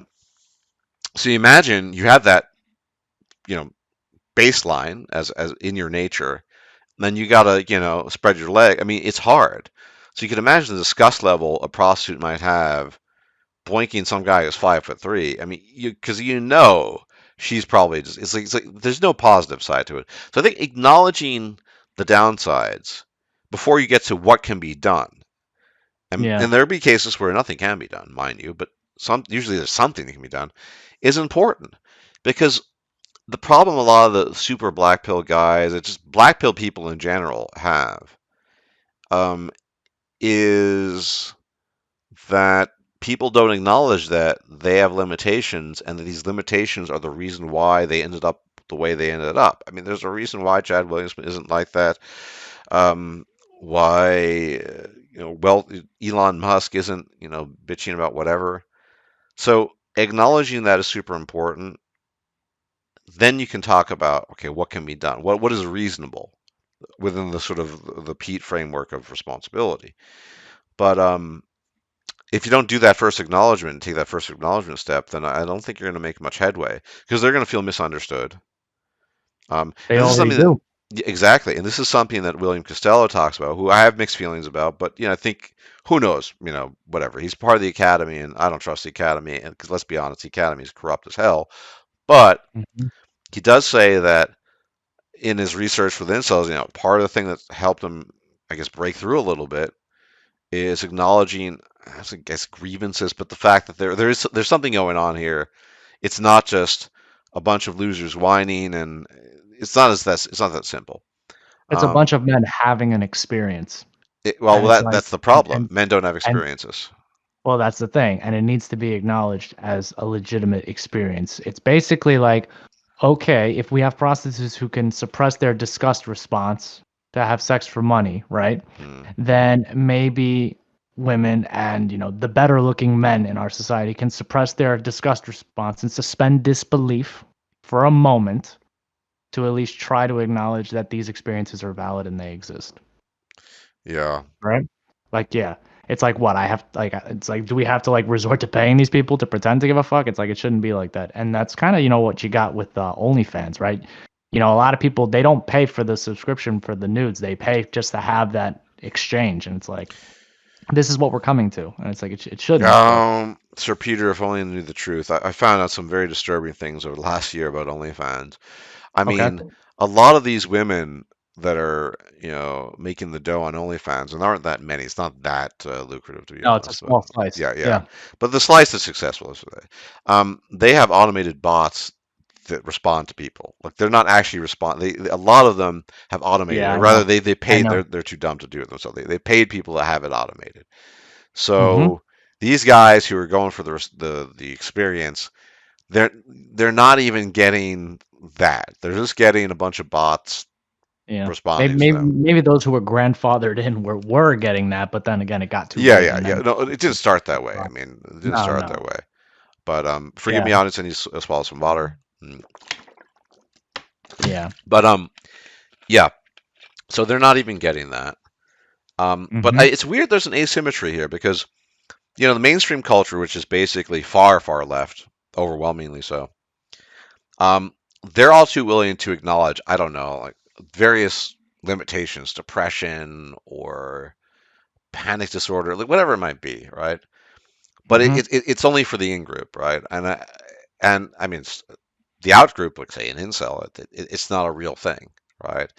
So I think there is that asymmetry, although they're only willing to acknowledge certain things there on the left, they're less, yeah. But even so, so everyone has experiences. Everyone's affected by those experiences. This is another thing. Here, someone wants to learn one of the most important principles of genetics, someone with an amateur interest, with some knowledge of look, the principle goes like this: it's very easy to destroy something. It's hard to build something, and so Mm. too does apply to human beings. Like, if you want to make someone dumb, it's really easy. Take a sledgehammer to his head, smash his head in with a bottle. I don't know. Mix his cornflakes with 50 proof vodka. Yeah, and do it for years on it, and you're gonna make him an idiot, even if he had potential to Yeah. be smart. Now, Mhm. you want to make him really smart? Just don't hurt him. There you go. That's it. Yeah, Mhm. and that's even then. There's no guarantee. So, and that's the Right. thing. Where am I going with this? Basically, that in the left is not willing to acknowledge certain things, even though they're willing to acknowledge their own, I guess, particular set of grievances. But everyone has experiences, and I mean, this is kind of lends itself to the next series of questions I had. I mean, sort of the culture we're living in. I would describe you as being reasonably conservative. Mm, I guess I don't know. I'm not very political myself. I have no taste for politics, especially these days. I mm-mm. think if I have to listen to another conversation about Ukraine and what some know-it-all online thinks about that, I might I might pull the trigger earlier than intended. But yeah, no, I think that for me, it's less about sort of conservative values and more of my dedication to just seeing things clearly. The mainstream culture is totally against saying things clearly. I won't say totally. I mean, obviously, there's some things they choose. Like the depression is a real thing and it can be crippling. Many people are willing to acknowledge that these days, whereas 50 years ago it wasn't the case. And so credit where it's due. But there are other things they're not willing to acknowledge. Um, and it's getting worse and worse, right? Mm-hmm. And the academy, I mean, from my research, I initially was skeptical a few years ago. Is it really that bad? But it really is that bad. It really is. As I mentioned, the NIH, the National Health Institute of Health, they are actively trying to prevent people from doing research into genes related to intelligence because they're obviously scared of the outcome, things like that. So anything Well, that sort of, pardon? yeah, they're scared of it because they know what the outcome's going to be. Yeah. Well, yeah, I mean, sure, and at least not in the exact details, but almost certainly they really. And so there are people that have tried. People that are well respected. Say, there's a guy at the University of Minnesota, Lee is his surname. Anyway, he's a behavioral geneticist, and Mm-hmm. yeah, he's getting into trouble now because he wanted to do some research, and they're kind of denying him. But it's one example of many. Is that Right. culturally speaking, I think politics is again is downstream from culture. Culture is the politics is the outward manifestation of the culture. It's not looking good for these reasons. There's a lot of tribalism and uh, acknowledgement of one person's woes versus another. Um, Mm-hmm. the things we talk about are unpleasant. They're not accepted in the mainstream, and yet they're so critical to understanding reality. I can't help but look at the landscape of where we are right now and Mm. get no sense of really just no sense of optimism. Well, not really optimism whatsoever. Add to that, and this is another very unpopular opinion, but I'll say it. I mean, look, people, groups of different cultures. Different groups of people have different effects. That's very true of women, especially because women are very different from men. We all acknowledge this, at least in this sphere. Yes. So, it's hard for me, just personally, after the things I've learned and the research I've done and just where I'm standing right now, to not to look at women and look at hyper woke, hyper left wing culture and disentangle the two. I mean, you look now, basically 60% of women, people, university students are women. The woke culture, I don't think basically the woke culture and the damage is going to go away Mm-mm. with the current status quo with all the women involved because let's be honest, women are more conformist, they fear social disapproval. Yep. It's a black pill, but look, I'm not even advocating rolling back anything because I know that's something that Chad Williams will say. Well, look when he talks about the women not being able to find the right partner. Look, I totally you go girl, successful, be this, be that. There are consequences. What if hypothetically, and more than hypothetically, woke culture is in to some extent, and maybe even large measure, a byproduct of women's much greater inclination to conform, Mm-hmm. their much greater inclination for harm avoidance, risk aversion. You don't want to say Mm-hmm. certain things, so don't, things like that. And as long as we have parity or a majority or even parity of women in the higher institutions, we are overwhelmingly going to move in that direction. Now, I'm not the first one to say that. People like TFM say that. I'm not a huge fan of TFM. I think he's an egomaniac for the record, but I think that's not an inaccurate observation. But I think that I'm not the only one who observes that. There are academics who are now kind of probably leaving academia because they're not accepted there anymore who think that. I'm just not sure. I have not a shred of optimism going forward. I'm obviously a bit older, so not my life, not even your lifetime. I just don't see because the way we change, getting back to all the core things we're talking about, whatever it might be, the way we change that ideally is for a cultural shift. forget politics. Politics really are downstream. The politics are being informed by the culture. The reason why the FBI, I'm sure you heard about that, the FBI became woke and, or was it the CIA? They had all these weird like statements about the things you would associate with wokeism. Is because yeah, Yeah. politics are downstream from it. But Hmm. I'm not sure if we can do that if we have a nothing against women necessarily, but a large scale on average, women are going to behave this way. They're going to be tone policing. They're going to be afraid, risk averse. They're going to be afraid of social disapproval. Um, and they don't want to exclude. That's another thing. Women are always about being inclusive because so harmony, social. So, you know, another reason why, and there are many reasons why we have affirmative action, but another reason why we're probably not getting rid of that. So this is one example, one little piece of the pie. I'm very pessimistic about about the culture and our future prospects of having honest conversations. Because if we want, I'm sure you agree with this.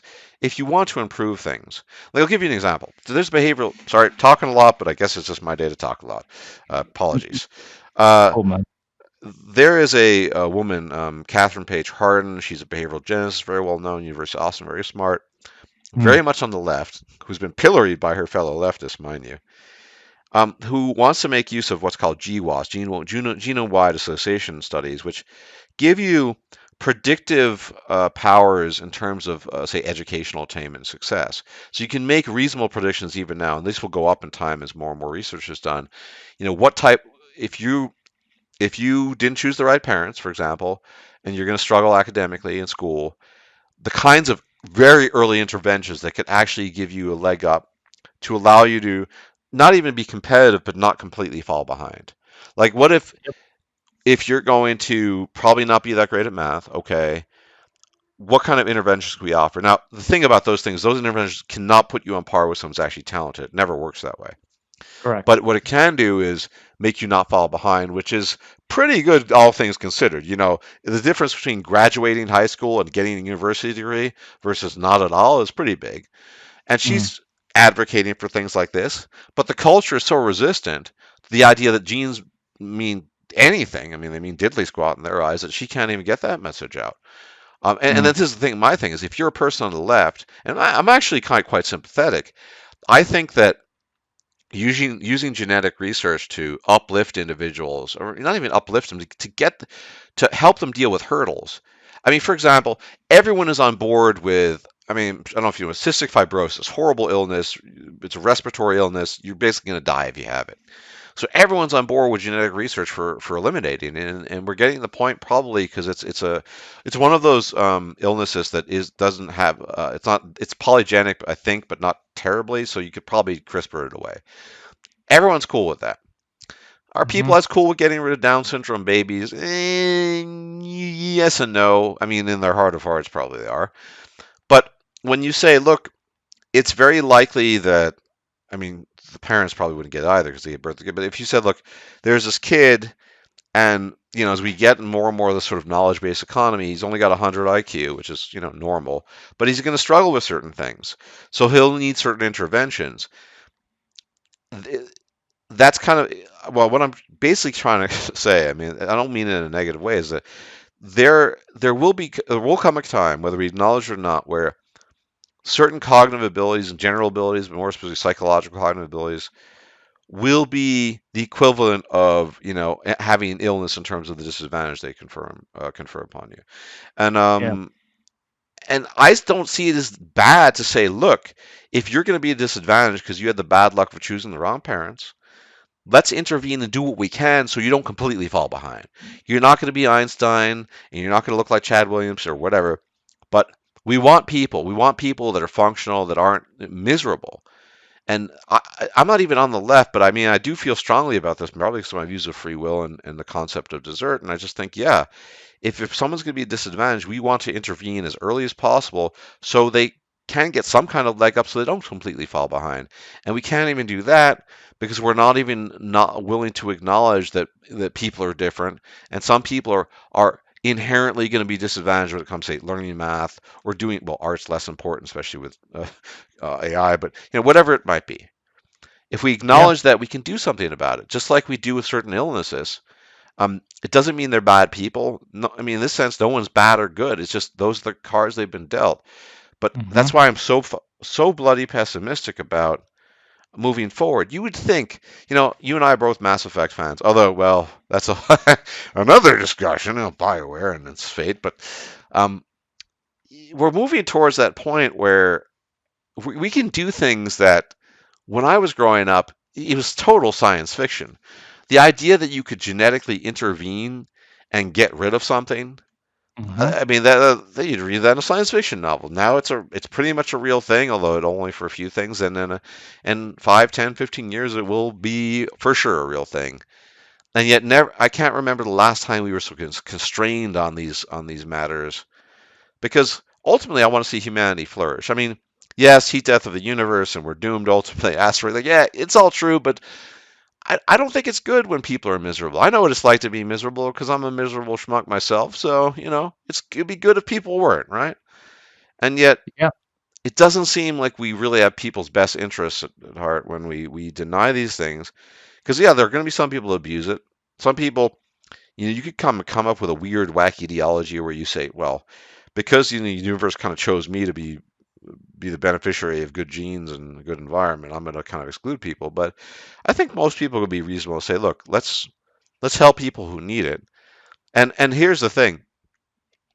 I'm sorry, I'm promising so much, but yeah, I appreciate your patience.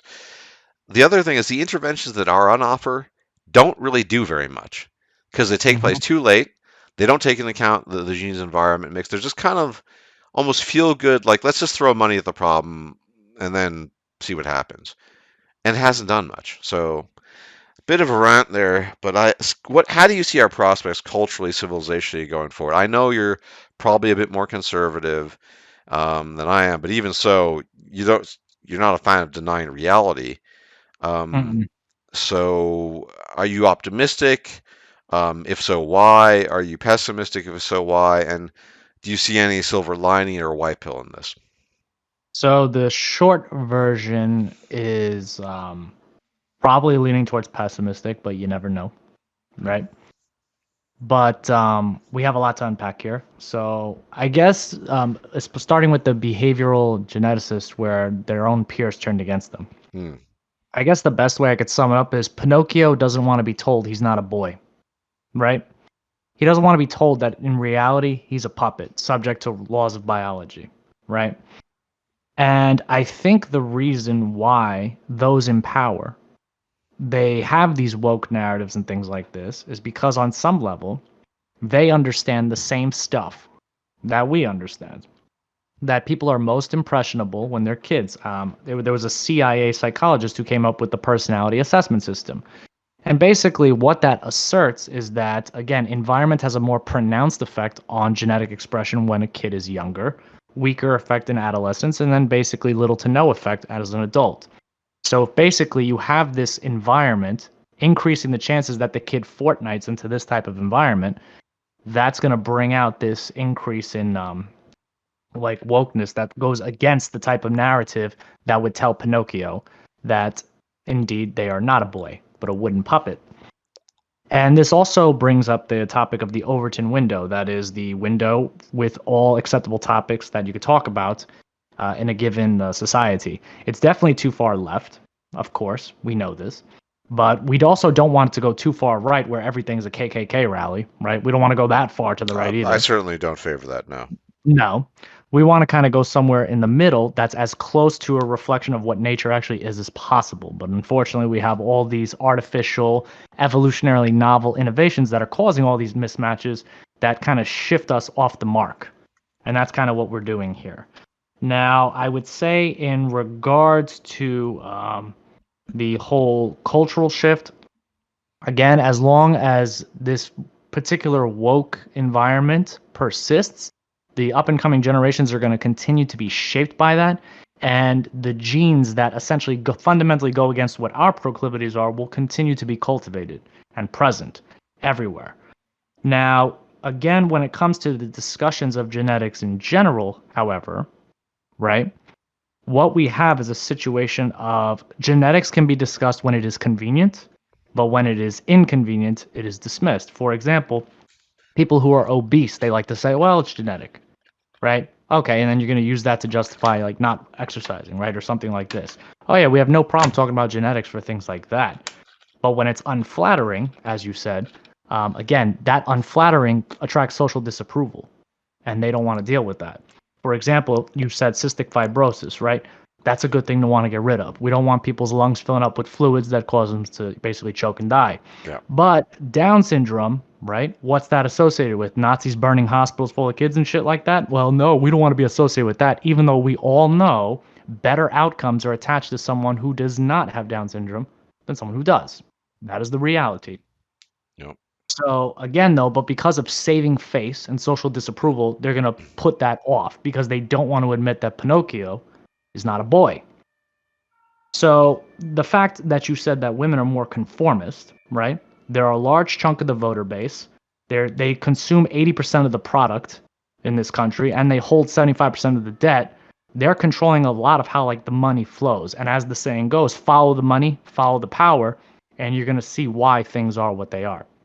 Men have less say than they've ever had. But I would say, in particular, with the whole CRISPR thing, right? This idea that those who know how the magic works, humans, right? We're like the only species that has the self awareness to really understand this genetic environmental mix. We can harness this and improve outcomes for people. Basically, by getting good at modifying the genome, we can select out negative outcomes. We can become essentially what I would call being an empathetic card dealer, and we could deal better cards for better outcomes, and by extension better lives that are more enjoyable, so that we could die happy at least before the universe ends. However, I do think that there would be an intervention by the elites who would take this for their own gain, because those guys by definition are narcissistic, psychotic, and Machiavellian, and they're not just going to let that slide. So they're going to make it very inaccessible to the Yeah, have-nots. can I comment on that particular one? So, yeah, I mean, this is another issue when it comes to some of this genetic technology, which I've been trying to follow. Um, Mm-hmm. so, cell phones coming on the market now. This is before you were born, but I remember in the late '80s walking around Yep. Manhattan, Bricks. gigantic. Yeah, these they're funny. They're funny. I mean, they remember walkie-talkies were a thing too. Roger, Yeah. you're coming in from yeah. But nobody was okay. Eventually, they get smaller, smaller, and now pretty much everyone's mother has one. And people who are huge fans of market efficiency will say, "Well, you see, the market's delivered, right?" The problem I see with genetic editing tech or gene technology in general is Mm. that, on average, like for example, income and high social status correlates pretty highly with IQ. Yeah. Yes. So the people who have the financial resources and also the social mobility to get access to the kind of genetic technology that would benefit humans in general are the people that already are at the genetic, maybe not the apex, but they're certainly closer to the top. They're you know they're on the far right of the bell curve, put it that way, right? And then Mm-hmm. so they get access to it. They further enhance themselves. And everyone else is kind of waiting in the queue to, well, when it was our turn. And Correct. because here's the thing. Um, so you've heard of speciation, right? Maybe you have to explain Sure, in so the no, context. happily. So speciation is when one species is one thing and it becomes. So if you go far enough back, right? Let's take a simple example. There was a common ancestor about tigers and lions, right? If you go far enough back, at some Yeah, point in sure. time they speciate. Now, there's a certain type of speciation. It's a technical term, but also called allopatric speciation. What Hmm. happens with allopatric speciation is it's almost largely entirely due to geography. Like, for example, maybe there was some species of rat on an island, on the mainland, but then the island gets separated, and then 3 million years passes, and then becomes quite different. I kind of see a version of this allopatric speciation along cultural and social lines, although it's Mm-hmm. largely informed by genes, for the problem I'm mentioning, that you have these wealthy people, largely quite intelligent, et cetera, they're getting access to technology that they already have an advantage to begin with, and everyone Yep. else is just kind of waiting around. And that is a real concern because the problem I see as humans with something like allopatric speciation happening within the culture is Mm. that I don't think I mean, I'll be honest. I don't think people like Chris Williamson and Sam Harris and the rest of them actually give a damn about us. I've No. talked about this many times. There was a concept in throughout the Middle Ages and well into early modernity called noblesse oblige from the French. You know, you're obligated to help. You're obligated in some sense to those quote unquote beneath you. But that was predicated on a system of interconnected labor dependency. So if you were a feudal lord, right, then Mhm. you needed the peasants, the field working. So you owed them protection, something like that, right? Does Sure. Elon Musk really owe his workers anything, or more? Maybe a more salient example would be Jeff Bezos. Like I've heard. I don't know. I've never diversity research. I've heard that Amazon working are horrible. You work in an Amazon warehouse is horrible. He doesn't have that. These guys don't care about the rest of us normal folk. No. So there's no obligation. You're not going to trust their morals. And I think because of the things we were talking about earlier, you know, when you get to that point where you think you're the self-made man, you really do think you're better than everyone else. Like despite what Chris Williams says, of course he thinks he's better than a lot of people. Well, he's not at the top, obviously, but people like Musk and Bezos, of course. So yeah, I agree with you. I don't think there's any incentive, morally or otherwise, for them to let's share this technology, let's make it available, because you know we want to kind of uplift everyone to varying degrees. Now, I could make an argument for positive externalities that would I think that would benefit everyone because let's just say for the it's going to take a long time because intelligence has probably thousands of genes with small effects involved. But let's say we figure it out in the next 20 years how to just boost everyone's IQ by a standard deviation. I mean, gee, that'd be huge because the externalities that stem from that benefit everyone long term. If you Yeah. get everyone who started with 100, 115, all of a sudden they could do a lot more. You know, Yeah. they can become an accountant where they couldn't before. They do a lot of things. And people that were totally dysfunctional, you know, or more or less at 85, they get a boost. And the people that were pretty good become genius, you know, so everyone kind of benefits. There are only positives to that, to my mind.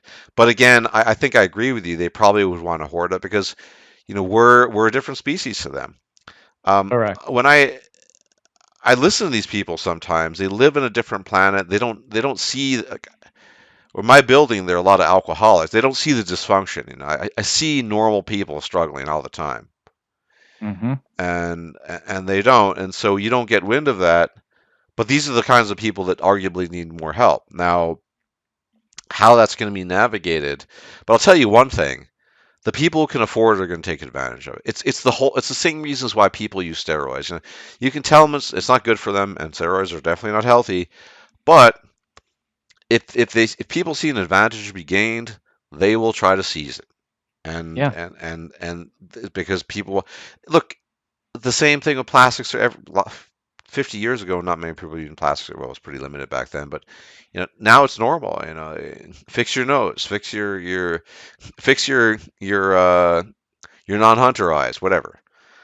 Right. Um, that's a thing. So yeah, once the technology is available, once the genes out, everyone's gonna want to use it. But initially, even if it's only 10 years, all you need, 10 years is a big deal in terms of gene. 10 years of people getting huge benefits where other people are denied them could lead to even worse outcomes. And these are people that are genetically already gifted, which is why they view the rest of us as kind of just, I don't know, schlumps or whatever.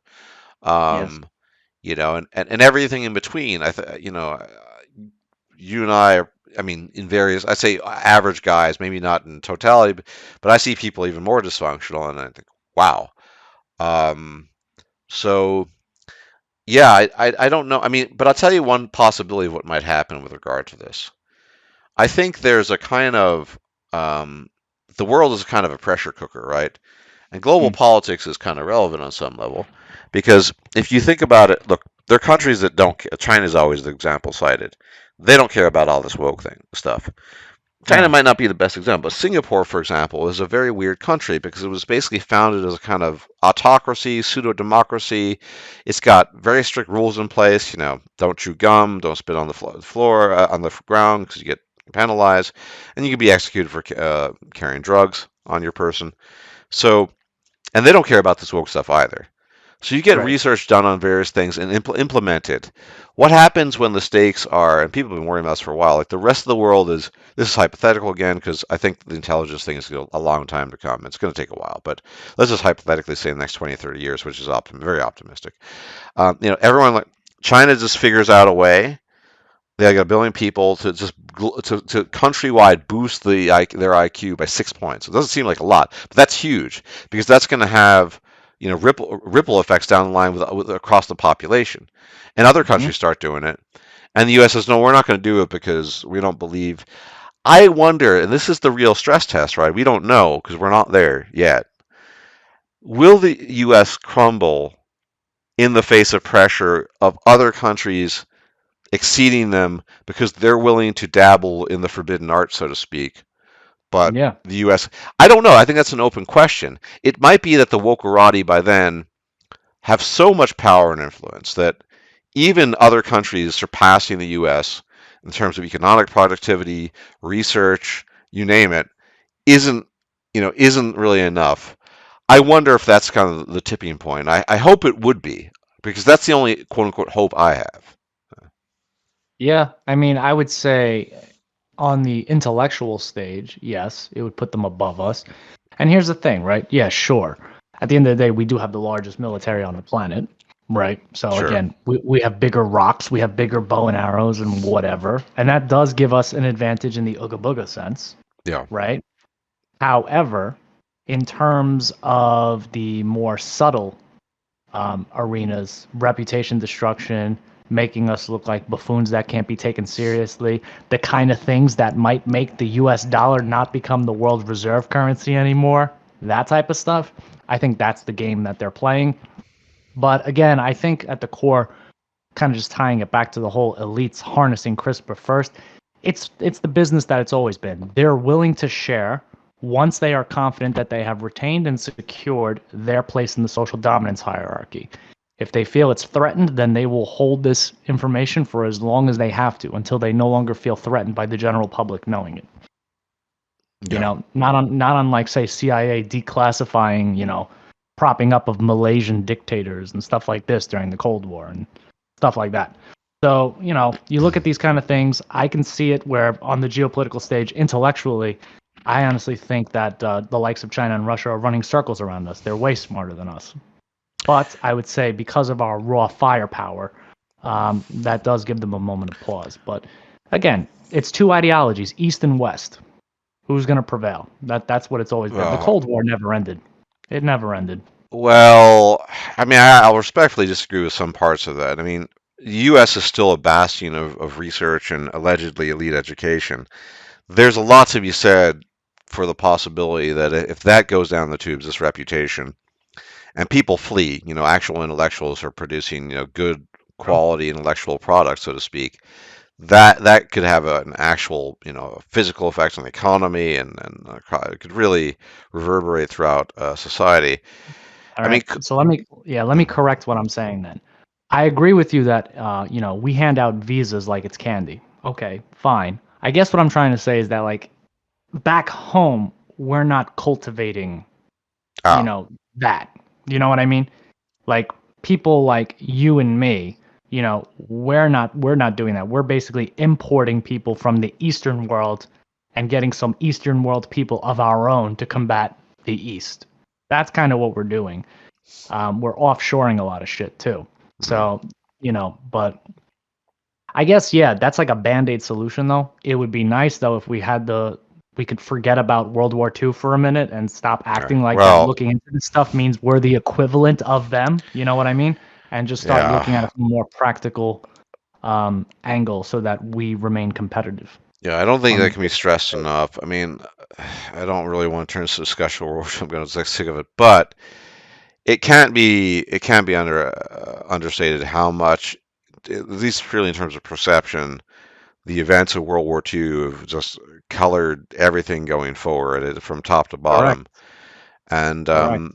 there is, look, first, look, for people like you and me who don't, we can't think we're better than other people because we didn't choose to be what we are. So No. it's not possible. But Mhm. there is, to steel man the argument, if you're really genetically blessed, and you can observe this, we were just talking about it. People think they really deserve it. They're self-made, and but don't tell them that they're not, right? So it's easy for people to look down upon other people. Then you add that to the element of, well, this sort of cultural like version of allopathic speciation, the speciation within the culture, and they're Mhm. even further removed. And then you think, well, you could end up in a situation where these people are barely human. I mean, they're just kind of like ants or whatever. And what do we do with ants? Well, maybe some of us kill them, some of us don't, but we're certainly not walking on the sidewalk. Oh my God, I don't want to step on that. When it happens, it happens. Yeah. So it is, it is, yeah. I just, yeah. I don't know. I'm just very, very, very pessimistic about all of this. Related, kind of to, I mean, geez, AI, right? I mean, Mm. I didn't know what to think about AI for the longest period of time. I mean, I heard in the mid early tens, to my simpleton, stupid, uninitiated AI related mind, that all this worry about things. You know what the alignment problem is, for example, right? I imagine, yeah. So you can elaborate on that a Yeah. little bit. So the alignment problem is pretty simple. It's basically, um, you've heard of the paperclip thought experiment, right? If not, I can also talk about that. So, for those you don't know, it might include Pete. Um, so AI, in theory, according, I'm by the way, to preface this, I only know little about the subject. This is not my forte. Just saying. But AIs are really good at usually doing certain things, right? And the Mm. way they look at the world is quite different. So you might want something, and then I might be getting this wrong exactly with the paperclip thing on the fly. So if someone in the audience knows this better, it's probably you probably do because this is not my area of expertise. But yeah, basically, you end up wanting them to do one thing and it ends up just manufacturing tons of paper clips. It becomes the best paperclip manufacturer in the world. But more specifically, the alignment problem is, I mean, he has really simple examples like, oh, I don't know. There's a lot of pollution in the city. We need a good solution to that. And the unaligned AI thinks, a lot of pollution. Oh, I know what caused pollution. Humans cause pollution. So it unleashes a kind of, I don't know, like carbon monoxide into the atmosphere, and everyone just kind of dies, and pollution problem solved, right? And then a couple of years, pollution recedes, and everything's fine. So the alignment problem is getting AIs on board with human intuitions about how we solve problems that aren't going to run counter to our ethical instincts and, more importantly, to our survival interests. Right. That makes sense. Yeah. Yeah, because how do you get a machine to empathize?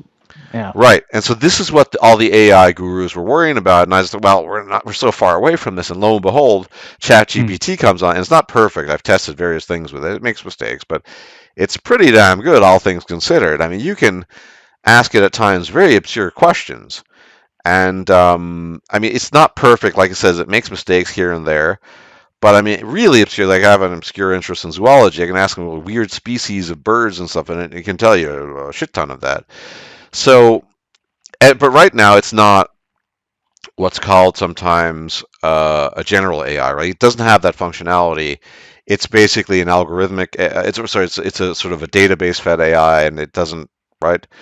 But going forward, that could change. There are questions of employment. I mean, and this goes hand in hand, obviously, with the concerns about the genetic engineering stuff. I mean, it's bad enough humans are going to do this, but I have an acquaintance who is quite literally like a genius programmer. He's at the forefront of cracking codes and hacking, and he's done interviews. He's a German guy with like the most famous magazines in Germany. And anyway, he's not totally excluding the possibility that even someone as skilled as he is could be replaced by a sufficiently competent AI in terms of what he does, and then what does he do?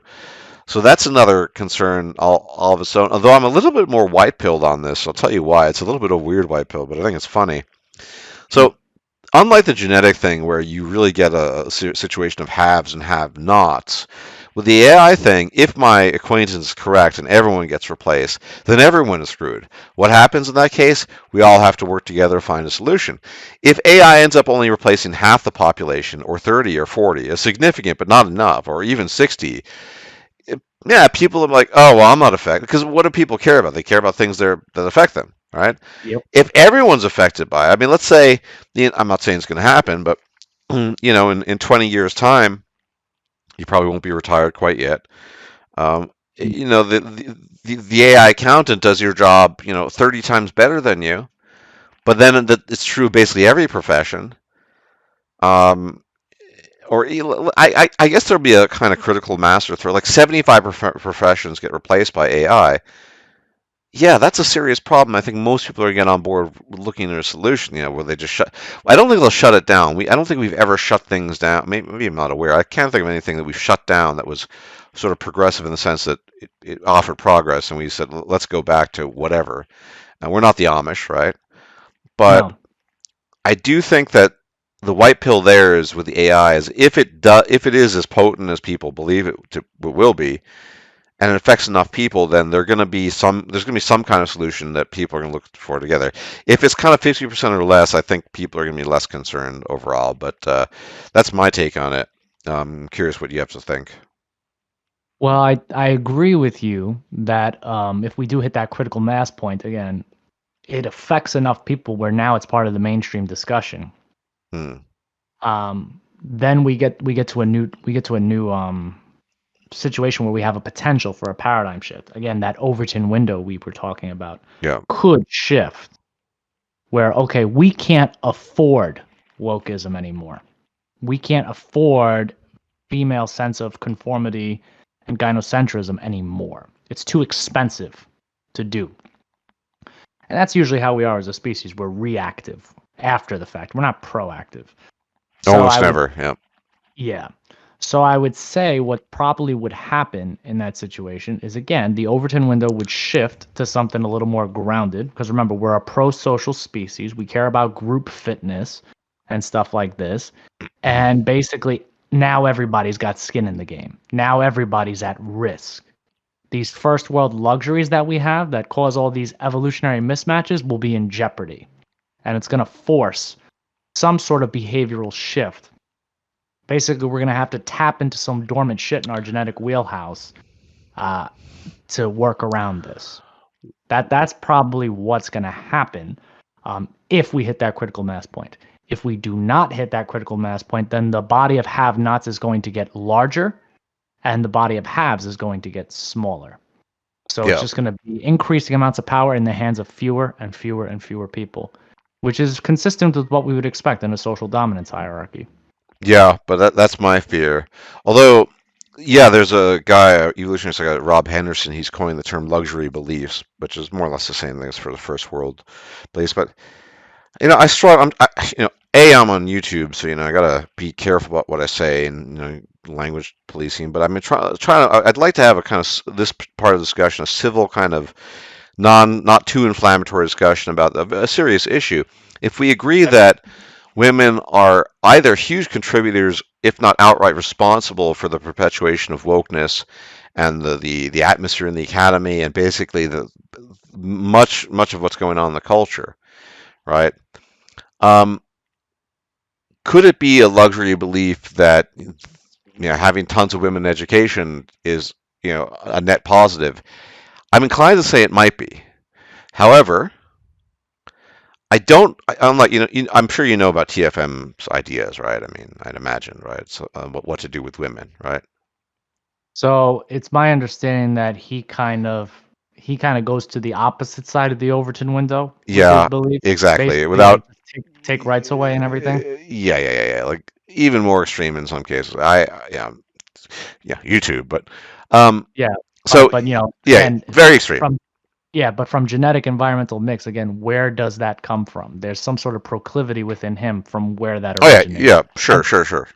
yeah. But we do. I mean, so I think we will be confronted with this, and then the question is the ethical kind of standard consensus is that empowering women en masse is a net benefit, giving them education. And, from, I guess, a GDP, if you're a GDP type of guy, Hmm. like some people are, I guess it is because they contribute to, gross domestic product and, more GDP is amazing. There are a lot of criticisms of GDP, but whatever. Hmm. Um, and they have more freedom than ever. And what's better than giving people more freedom and da da da.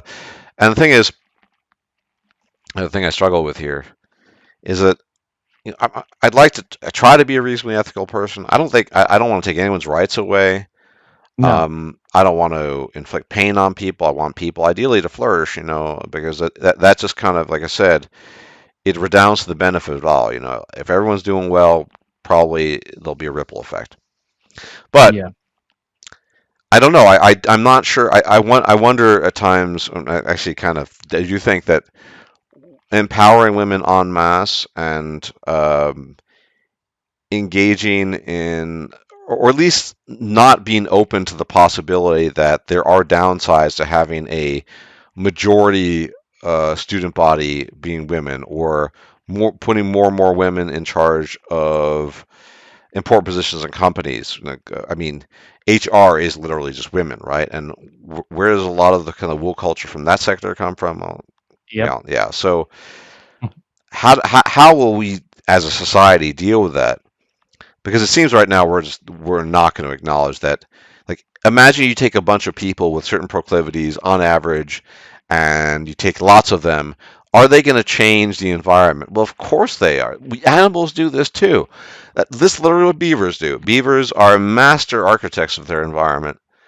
They arrive at a place and it looks different afterwards. Why? Because they're beavers. Women do the same thing. I mean, not exactly the same way because they're women. They have different proclivities, different interests, different responsiveness. If we can't talk about it openly, because here's another thing, Pam, is food for thought, but Mm. I frequently talk about this, and it's something nobody acknowledges in the mainstream, and I'd consider Chad Williamson and William Costello in this respect mainstream. But Mm-hmm. basically, look, it's absolutely true that men and women don't compete against each other in an intrasexual sense. They're competing for each other. Yeah. But Mm-hmm. when it comes to resources at large, whether it's scholarships, whether it's social services, whether it's even goods and services, medical services, yeah, men and women are in competition because we can see the absolute tilt in favor of women in this case. And the reality is because we are in at least a resource sense in competition with each other. Mm-hmm. Um, no one in the mainstream can state that, because if you were to say, there's this guy, I think Steve Reeves, who wrote this book about kind of boys falling behind, and he brought this up, but he doesn't have a solution. If you say, okay, we need to pump some more resources to boys, you have a couple of responses to this. Either, oh my God, you hate women. Maybe a more mild version would be, we can't take away the resources and support for women, or some or a wacky kind of combination of the two would be, well, God, men had it so good for so long, it's their time to to just kind of sit it out for a while, right? It's their turn to sit it out. Uh, so I wonder, because we're just incapable of acknowledging that anything feminine could possibly be negative. Look, equilibrium, right? I think Mm-hmm. if you only had male input, you would also get very different ones, but also some negative downstream effects. You wouldn't get woke culture, but if we can't even acknowledge that, when even supporting them, and look, we need to maybe restructure the schools, make it more suitable for male inclinations and learning styles. Oh my God, you hate women, whatever it might be, right? So that's the real obstacle here. And I do think, honestly, yeah, assuming that having women en masse in the workforce and in universities, et cetera, that has no negative. I'm not saying it's only negative. There probably are some positive effects, although I struggle to think of any. But yeah, there probably are some. That has none. Well, yeah, that's a luxury belief, and will we be confronted by it? Maybe. And if we are, what will we do then? Will it also be that sort of um, moment of truth, as it were, that turning point where it's like, well, we just have to acknowledge it, because we generally don't go back, right? We don't reverse things. We're Mm-hmm. not getting rid of the pill, right? I mean, it's a pipe dream. We're not getting rid of women's right to vote. We're not certainly not going to be removing the 60% of women in education now. or whatever it is. Yeah, I think it's about around that now, isn't it? Yeah. So so it's going to increase. It's predicted to increase next 10. I mean, I think in 20 years it's going to be close to like 7, 8%, some ridiculous number. So what do we do with that? I mean, you could just acknowledge it and then just let the chips fall where they may. But yeah, I mean, and here's the thing: if women in fact are a major component of wokeness and woke culture and therefore the suppression of truth as we acknowledge it to be, facts and knowledge, then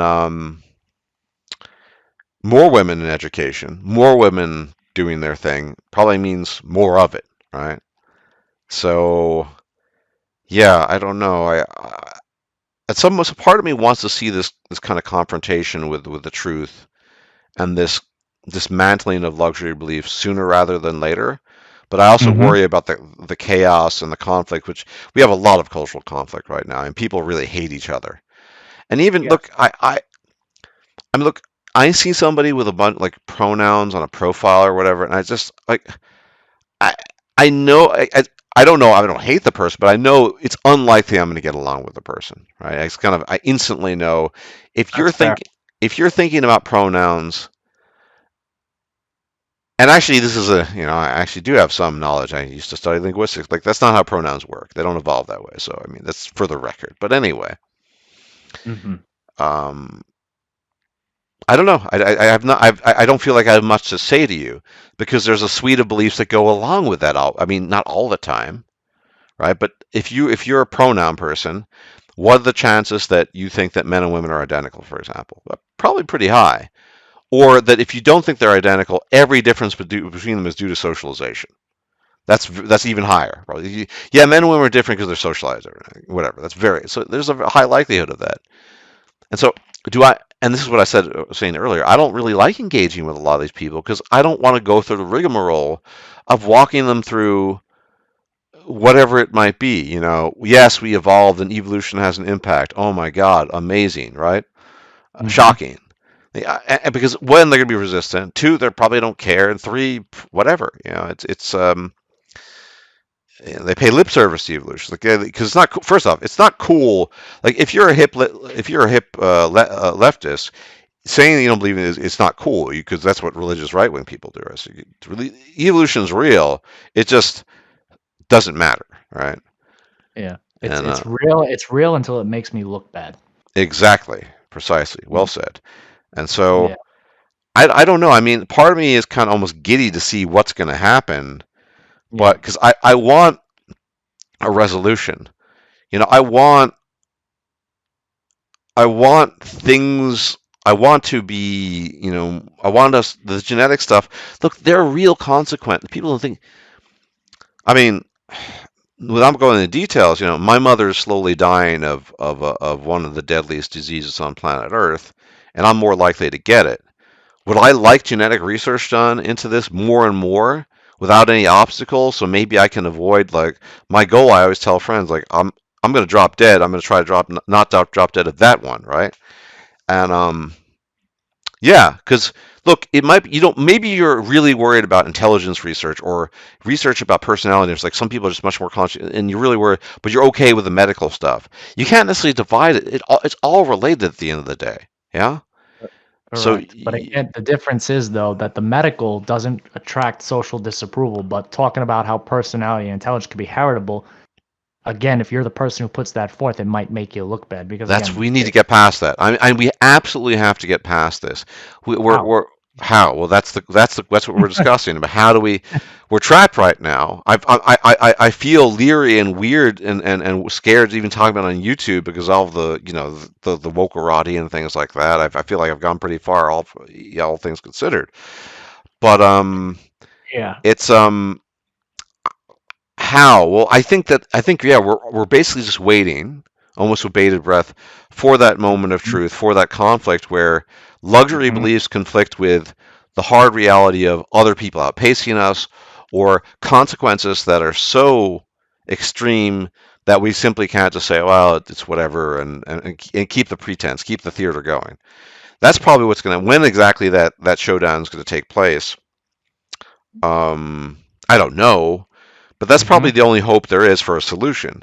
And that'll be, and who wins in the end of that will be absolutely determinative of the long-term outcomes. Like if the wokerati wins at the end of the day, then at least the U.S. and probably Europe, basically the West, and we traditionally view as the West, will follow, and there'll probably be some exceptions, like for whatever, like some random country like Switzerland decides not to do it, but whatever. Generally, that's the trend, and then the fate of the world would be in the hands of the Singaporeans, the Indians, the Koreans, and the Chinese. Fair Yep. enough. Um, but if not, then a lot of good could be gained, but there's going to be a lot of pain. Now, I don't think not in terms of violence, but there'll be a lot of people who are going to be basically kicked out of politics, kicked out of having a say because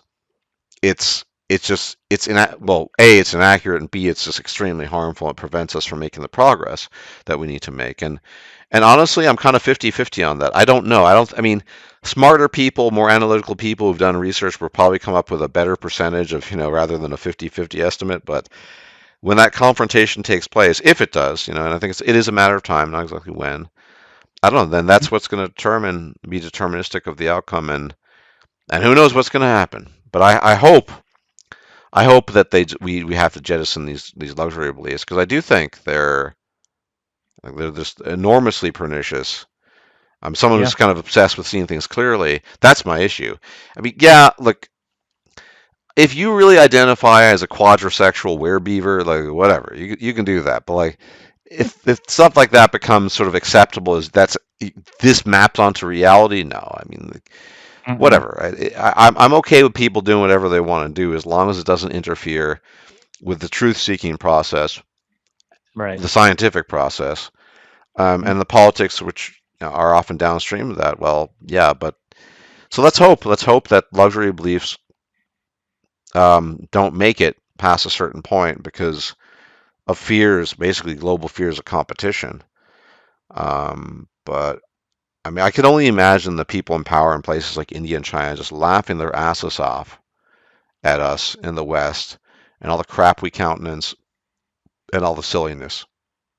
Yeah, for sure. So yeah, was taking notes the whole time again. Well done. Um, so I would want to begin just by saying again, because we're talking about boiling points here, right? Hmm. We know what the boiling point is. Conflict breaks out. Right. And I would say war and conflict has always kind of been a masculine arena, which is more about like brute strength and just Hmm. like last man standing wins. While politics, I would argue, is more feminine in nature in the sense that, again, reputation destruction with plausible deniability, Hmm. right? It's like war is more like yes, sure, the strategizing and stuff, it's chess, but once you're on the field shooting guns, it's pretty much checkers. It's very straightforward, right? While with the politics, it's like always chess, always. Now, I would say the reason why we have luxury beliefs is exactly it's in the name itself. We can afford it. The reality is we have this like artificial, what we often call, again, if Ooga Booga is nature, Oofy Doofy is this artificial crap we talk about. Hmm. And the mismatches and so on that come from that, like women taking on masculine roles and stuff like this. This is a function of a luxury belief that we can currently afford given the economic state of affairs. But just let it be shown on the record, in regards to my opinion on the whole voting thing, I would say that the price of voting should just be you have to sign up for the draft. And I don't think your anatomy should matter in that regard. That's just the price of having an opinion, in my view. Hmm. Kind of the Israeli approach, right? Hmm. That's just kind of my take on that. Because if you don't have the price attached to the authority, then you take it for granted and then you make a bunch of dumb decisions. Case in point, where we currently are. Now, in regards to the whole resource competition thing that you're talking about, this is also artificial. It's not a natural state of being. The natural state of being, I would say, between men and women is a symbiotic, cooperative effort. The problem is that the government has kind of taken on the role that the man traditionally takes on and cut us out of the equation. And now we're forced to compete with women in this artificial setup. Men have always competed intrasexually, as have women. That's how you compete to elevate yourself and attract the best mates and so on and so forth.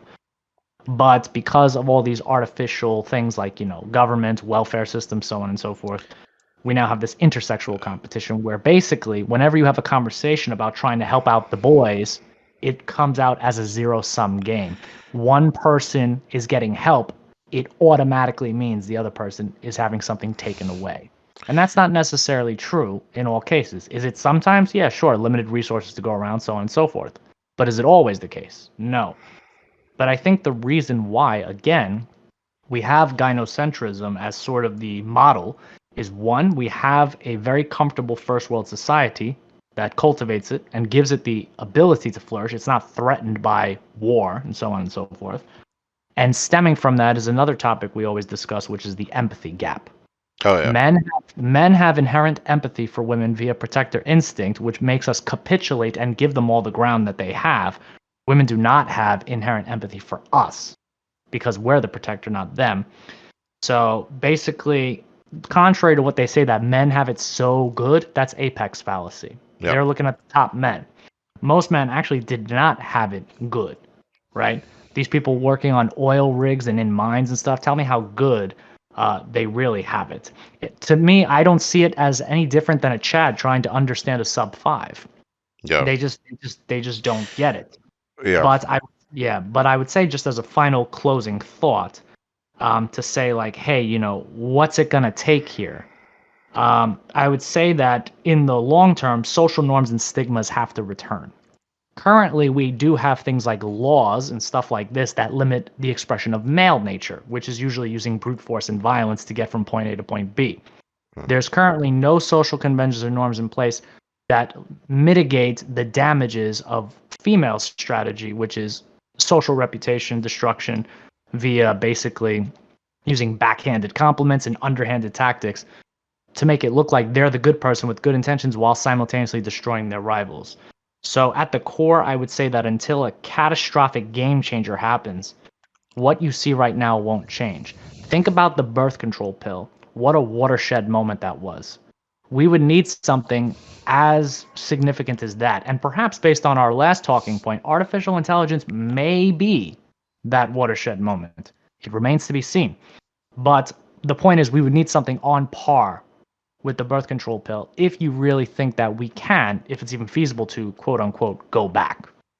That's kind of what I would say. We wouldn't go backwards technologically speaking, but socially, we might be able to go back to a more cooperative effort as intended by nature. Yeah, I have a very minor quibble. The things Sure. you mentioned, artificial for sure, but civilization is artificial. So that's kind of the problem. It goes back to this luxury belief that you could say competition between men and women, it's not natural, it should be symbiotic. But if you want women to be educated, if you want them to be able to lead and live full lives, then and that which is a consequence of advanced civilization, then you're kind of then you're going to end up in a situation where resources are. I mean, I guess you could have parity. You could kind of divide them up equally, but the there's going to be a lot more research in breast cancer than there is for cancers that affect exclusively men or whatever, because the empathy gap Sure. and all this other stuff. So Mhm. it might be artificial, but I think it's a natural consequence of just natural empathy Oh gap yeah, having civilization. Yeah, yeah. At the end of the day, the Yoga Booga is always reacting to the yeah, Oofy Doofy. That's for sure, without question. Right? yeah, It's just that the natural proclivities, I always like to refer to it as MS-DOS, right? yeah. It could not have anticipated all these novel innovations, which I tend to call Windows 11. Mm, It was like the idea of like humans figuring out the magic behind the trick. It could have never anticipated that, yeah. but it did happen, and because it happened, here we are. So again, to have it kind of, I guess, become more balanced again. I'm not saying swing the pendulum in the opposite direction and have something like the East just rolls in and takes over, but it might come to that if the wokerati doesn't wake up. Because again, you can't bring a knife to a gunfight. And that's, I think, at least geopolitically speaking, currently what they're doing. Yeah. So if you have to bring a gun to a gunfight, that's what they have to do. But whether or not they do that, probably not. They're reactive until it gets really bad. And when it does get really bad, they'll just hide out in those luxurious bunkers that they built. And then the rest of us will be left holding the bag. That's what's going to happen, probably. Yeah. On that note, one final topic. I'd like to say a Sure. more lighthearted topic, but it's not because the wokerati have infiltrated the video gaming world too. But Okay. I did want to ask you. So we've talked about this before. I mean, you're. Do you have any?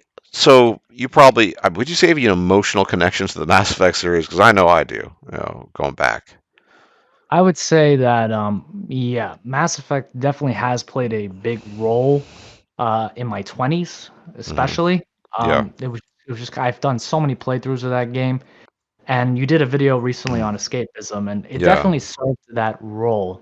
However, now that I'm kind of unplugged and I see the world differently, again, the dopamine hits that I get from Yeah. these um, experiences of escapism obviously aren't as powerful as they used to be. That's just the price. But I would say, short answer to your question, yes. Yeah. I've wondered about that, Pete, and oftentimes. I mean, is it in my case? I don't get nearly as much pleasure out of gaming as I used to. It Yeah. could be just be down to physiological stuff, but it could Mm. also be that like age. But yeah, I think knowing these things, I just But the problem, yeah, we were talking about the woke ride, but they're in the gaming culture too. Um, what game could BioWare? I mean, sure, I'll try it out probably if it's not awful, but we know what's coming. There's going to be a kind of de-emphasis on story probably for both Dragon Age and Mass Effect, and I'm just not confident that many people are going to, at least AAA games, are going to produce games with just really good stories without focusing um, on other elements, right? On kind of inclusion, like weird stuff like that. Um, so yeah, I guess I kind of want a fun topic, but it's not that fun thinking that it might not be that great. But one thing, you play Japanese games. I've never touched one myself, at least to my knowledge. Well, Um, if it's translated to English, I'd play it, sure. yeah, okay, fair enough. But I mean, you seem to be get some pleasure out of that. Hmm. So, I mean, what I mean in your experience, what do you say is sort of the principal difference between the Japanese games and the Western ones? Um, so Japanese games, I would say, are traditionally speaking, JRPGs from my experience have been more turn-based. Hmm. While Western ones, it's more not turn-based, it's more action-oriented. So this is kind of where we have the split between, I guess, what you would call traditional RPGs and action RPGs. Hmm. Obviously, action RPGs, they're a little bit more immersive because they're more, I guess, realistic, comparatively speaking. But that being said, again, if a JRPG has a good story, you can overlook things like the fact that combat is turn-based. Yeah, Um, yeah, like I can tell you probably the Shin Megami Tensei series yeah. and a sub-series of that is Persona is probably like my favorite JRPG series. It's just a lot of fun, but by and large, it's a turn-based series Well, through what and about in through. terms? I mean, what in terms of story and characters? Do you feel that it delivers something that Western games don't anymore, or at least used to, or is it just kind of apples and oranges? So I would say that again. I would say in general, from what I've observed, the Japanese people they take their craft a little more seriously. That isn't to say that they're not guilty of similar behaviors to Western companies like microtransactions and stuff like this and DLC for Hmm. dumb shit. Yeah, they do that. But at the end of the day, irrespective of said DLC, at least from where I sit, it seems they're still trying to deliver a quality product. While the Hmm. West, it looks like they're just trying to push out games so that the quarterly reports look good. Again, giving a shit too much about the investors. Yes, investors matter because that's where your capital comes from. But again, forgetting about the players. And I think this also comes into play because again, video gaming used to be a very niche thing where Absolutely. you're creating a product for a very specific audience, and that's changed as well. And I think when I left a comment on your most recent video, when we talk about things like film, we talk about video games, we talk about comic books. I think a lot of people who are in these niche markets, they like it when you honor the legacy, for lack of better terminology, of the original characters that you've already created. Basically, don't reinvent them. I don't think, especially with the whole wokerati thing, the idea of, like, for example, creating gay characters, creating trans characters, I don't think people like you and I really give a shit about that, as long as it doesn't feel forced and as long as it's well written. You Yeah, know what that's I mean? right. That's right. So, And as uh, long as it's a yeah, new character, it's an original character. yeah, Like, you're not going back, taking a pre-established character that's established this way, and then now you're going to tell me that they're this. And it's like, no, that doesn't make sense. yeah, But they, but exactly. they, but the people who are in opposition to what we're saying, they mistake that as bigotry, which of course is inaccurate as it gets. But again, people hear what they want to hear, they understand what they want to understand, they speak from their perspective and nobody else's. Interpretation versus intention. But what I'm trying to get at the core is that the West, I think, it's about the bucks and it's about the approval that they get on their games. And they think that shoehorning all this shit in their games will get them more sales and stuff like that. And that's what it boils down to.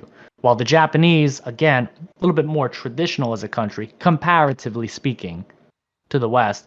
So again, they kind of keep their eye on the prize. They stick to the mission and they make a product that has a compelling story, comparatively speaking. Yeah, Yeah, and I think that's kind of what you're seeing as the years go on. I more or less agree. I think, yeah, look, whatever a character in a game might be, I play a lot of RPGs or have historically. Yeah. Give me a reason why. Now, to me, yeah, we need to have X number of gay characters is not a reason. Like No. it might be like okay, I'm a bit like Dorian, you know the story of Dorian and Dragon Age 3. Like, yeah, look, I like Dorian. Dorian's yeah, cool. he's pretty decent, yeah. And I think it was a reasonably tasteful, decent way of sort of wedging in their politics. Like, oh, the reason why his father didn't approve of him was because he was gay and blah blah blah and what have you. Um, it was better than a lot of the other attempts at the very least. But we need to have X type of no. There's a story. What's relevant to the story?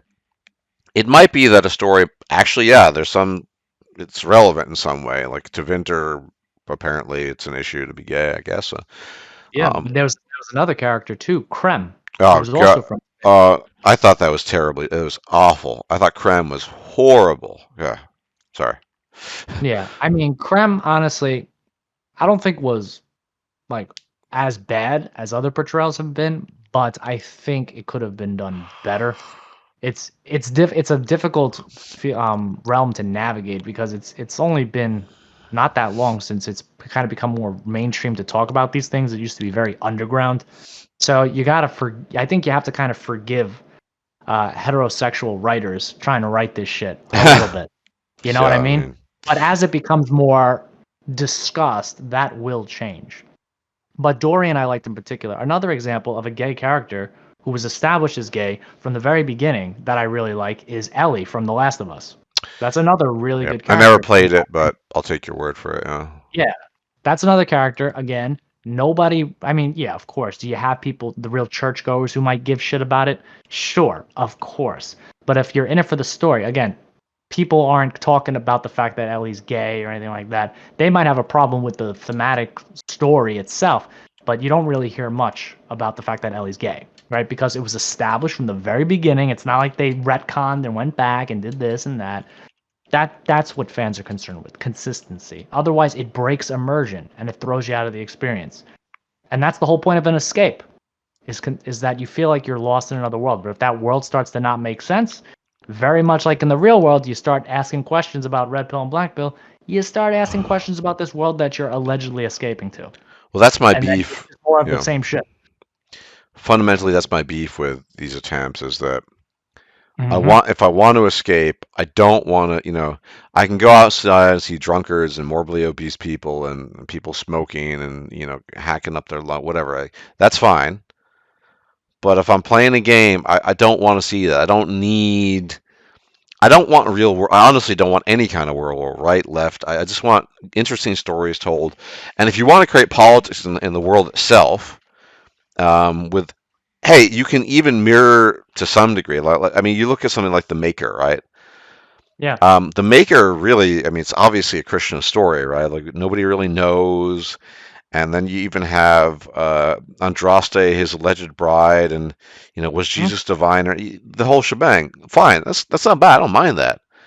Um, but there's that, and there's this sort of we need to have this because our politics demand it. And yeah, Bioware in this regard, poof, yeah, GG, I'd say. Not very optimistic that they're going to manage to. We'll see. I mean, I've said this before. We've talked about this before, but Right. I just find it really difficult these days to escape. But on the other issue you mentioned, kind of investors, part of the reason is, well, people need money to make games, and these days when games cost $100 million to produce, no one's willing to take chances. You fuck that up, that's a huge loss, right? It's Yeah. quite different if I don't know, I have no idea what games necessarily in the '90s cost, but let's say it was only like 50,000. I'm just making that up. Well, I don't know. Well, yeah, okay, it's a kind of big deal, but it's not that big a deal. And so you're more willing to take risks and chances, right? And so the formula, the tried and true, that's what keeps on getting reiterated and not even improved on, just repeated, repeated, repeated. So that's another reason why, yeah. Now, who knows? The problem with Bioware is, as you know, a lot of the original staff have left. A lot of people that were heavily invested in it have left too. So good luck with that. I've always said this kind of Bioware in name only. You see it, you know, it's like I don't know. It's not a perfect analogy. It's some whiskey, 250-year-old whiskey company, and you think the descendants are identical to the guys who started, and probably not exactly. No. So it's yeah, I guess it is what it is. I never got on Japanese games, so there's not much I find I can flee to anymore.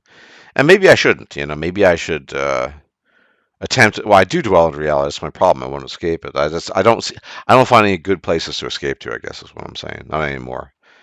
Because Um, again, the deck of copes, if you will, it reflects what the world is right now. So again, it's just more of the same shit. It reminds me of that episode of South Park where like Stan wakes up to his alarm, the radio goes on, and just all he hears is shit, and all he sees is shit, like wherever he mm, goes. And sadly, it's like that's kind of become the experience for a lot of people, and it's kind of hard to see the silver lining without again bringing it full circle, having that positive Matthew effect loop that gives you that motivation to seek out those more positive experiences. yeah, absolutely.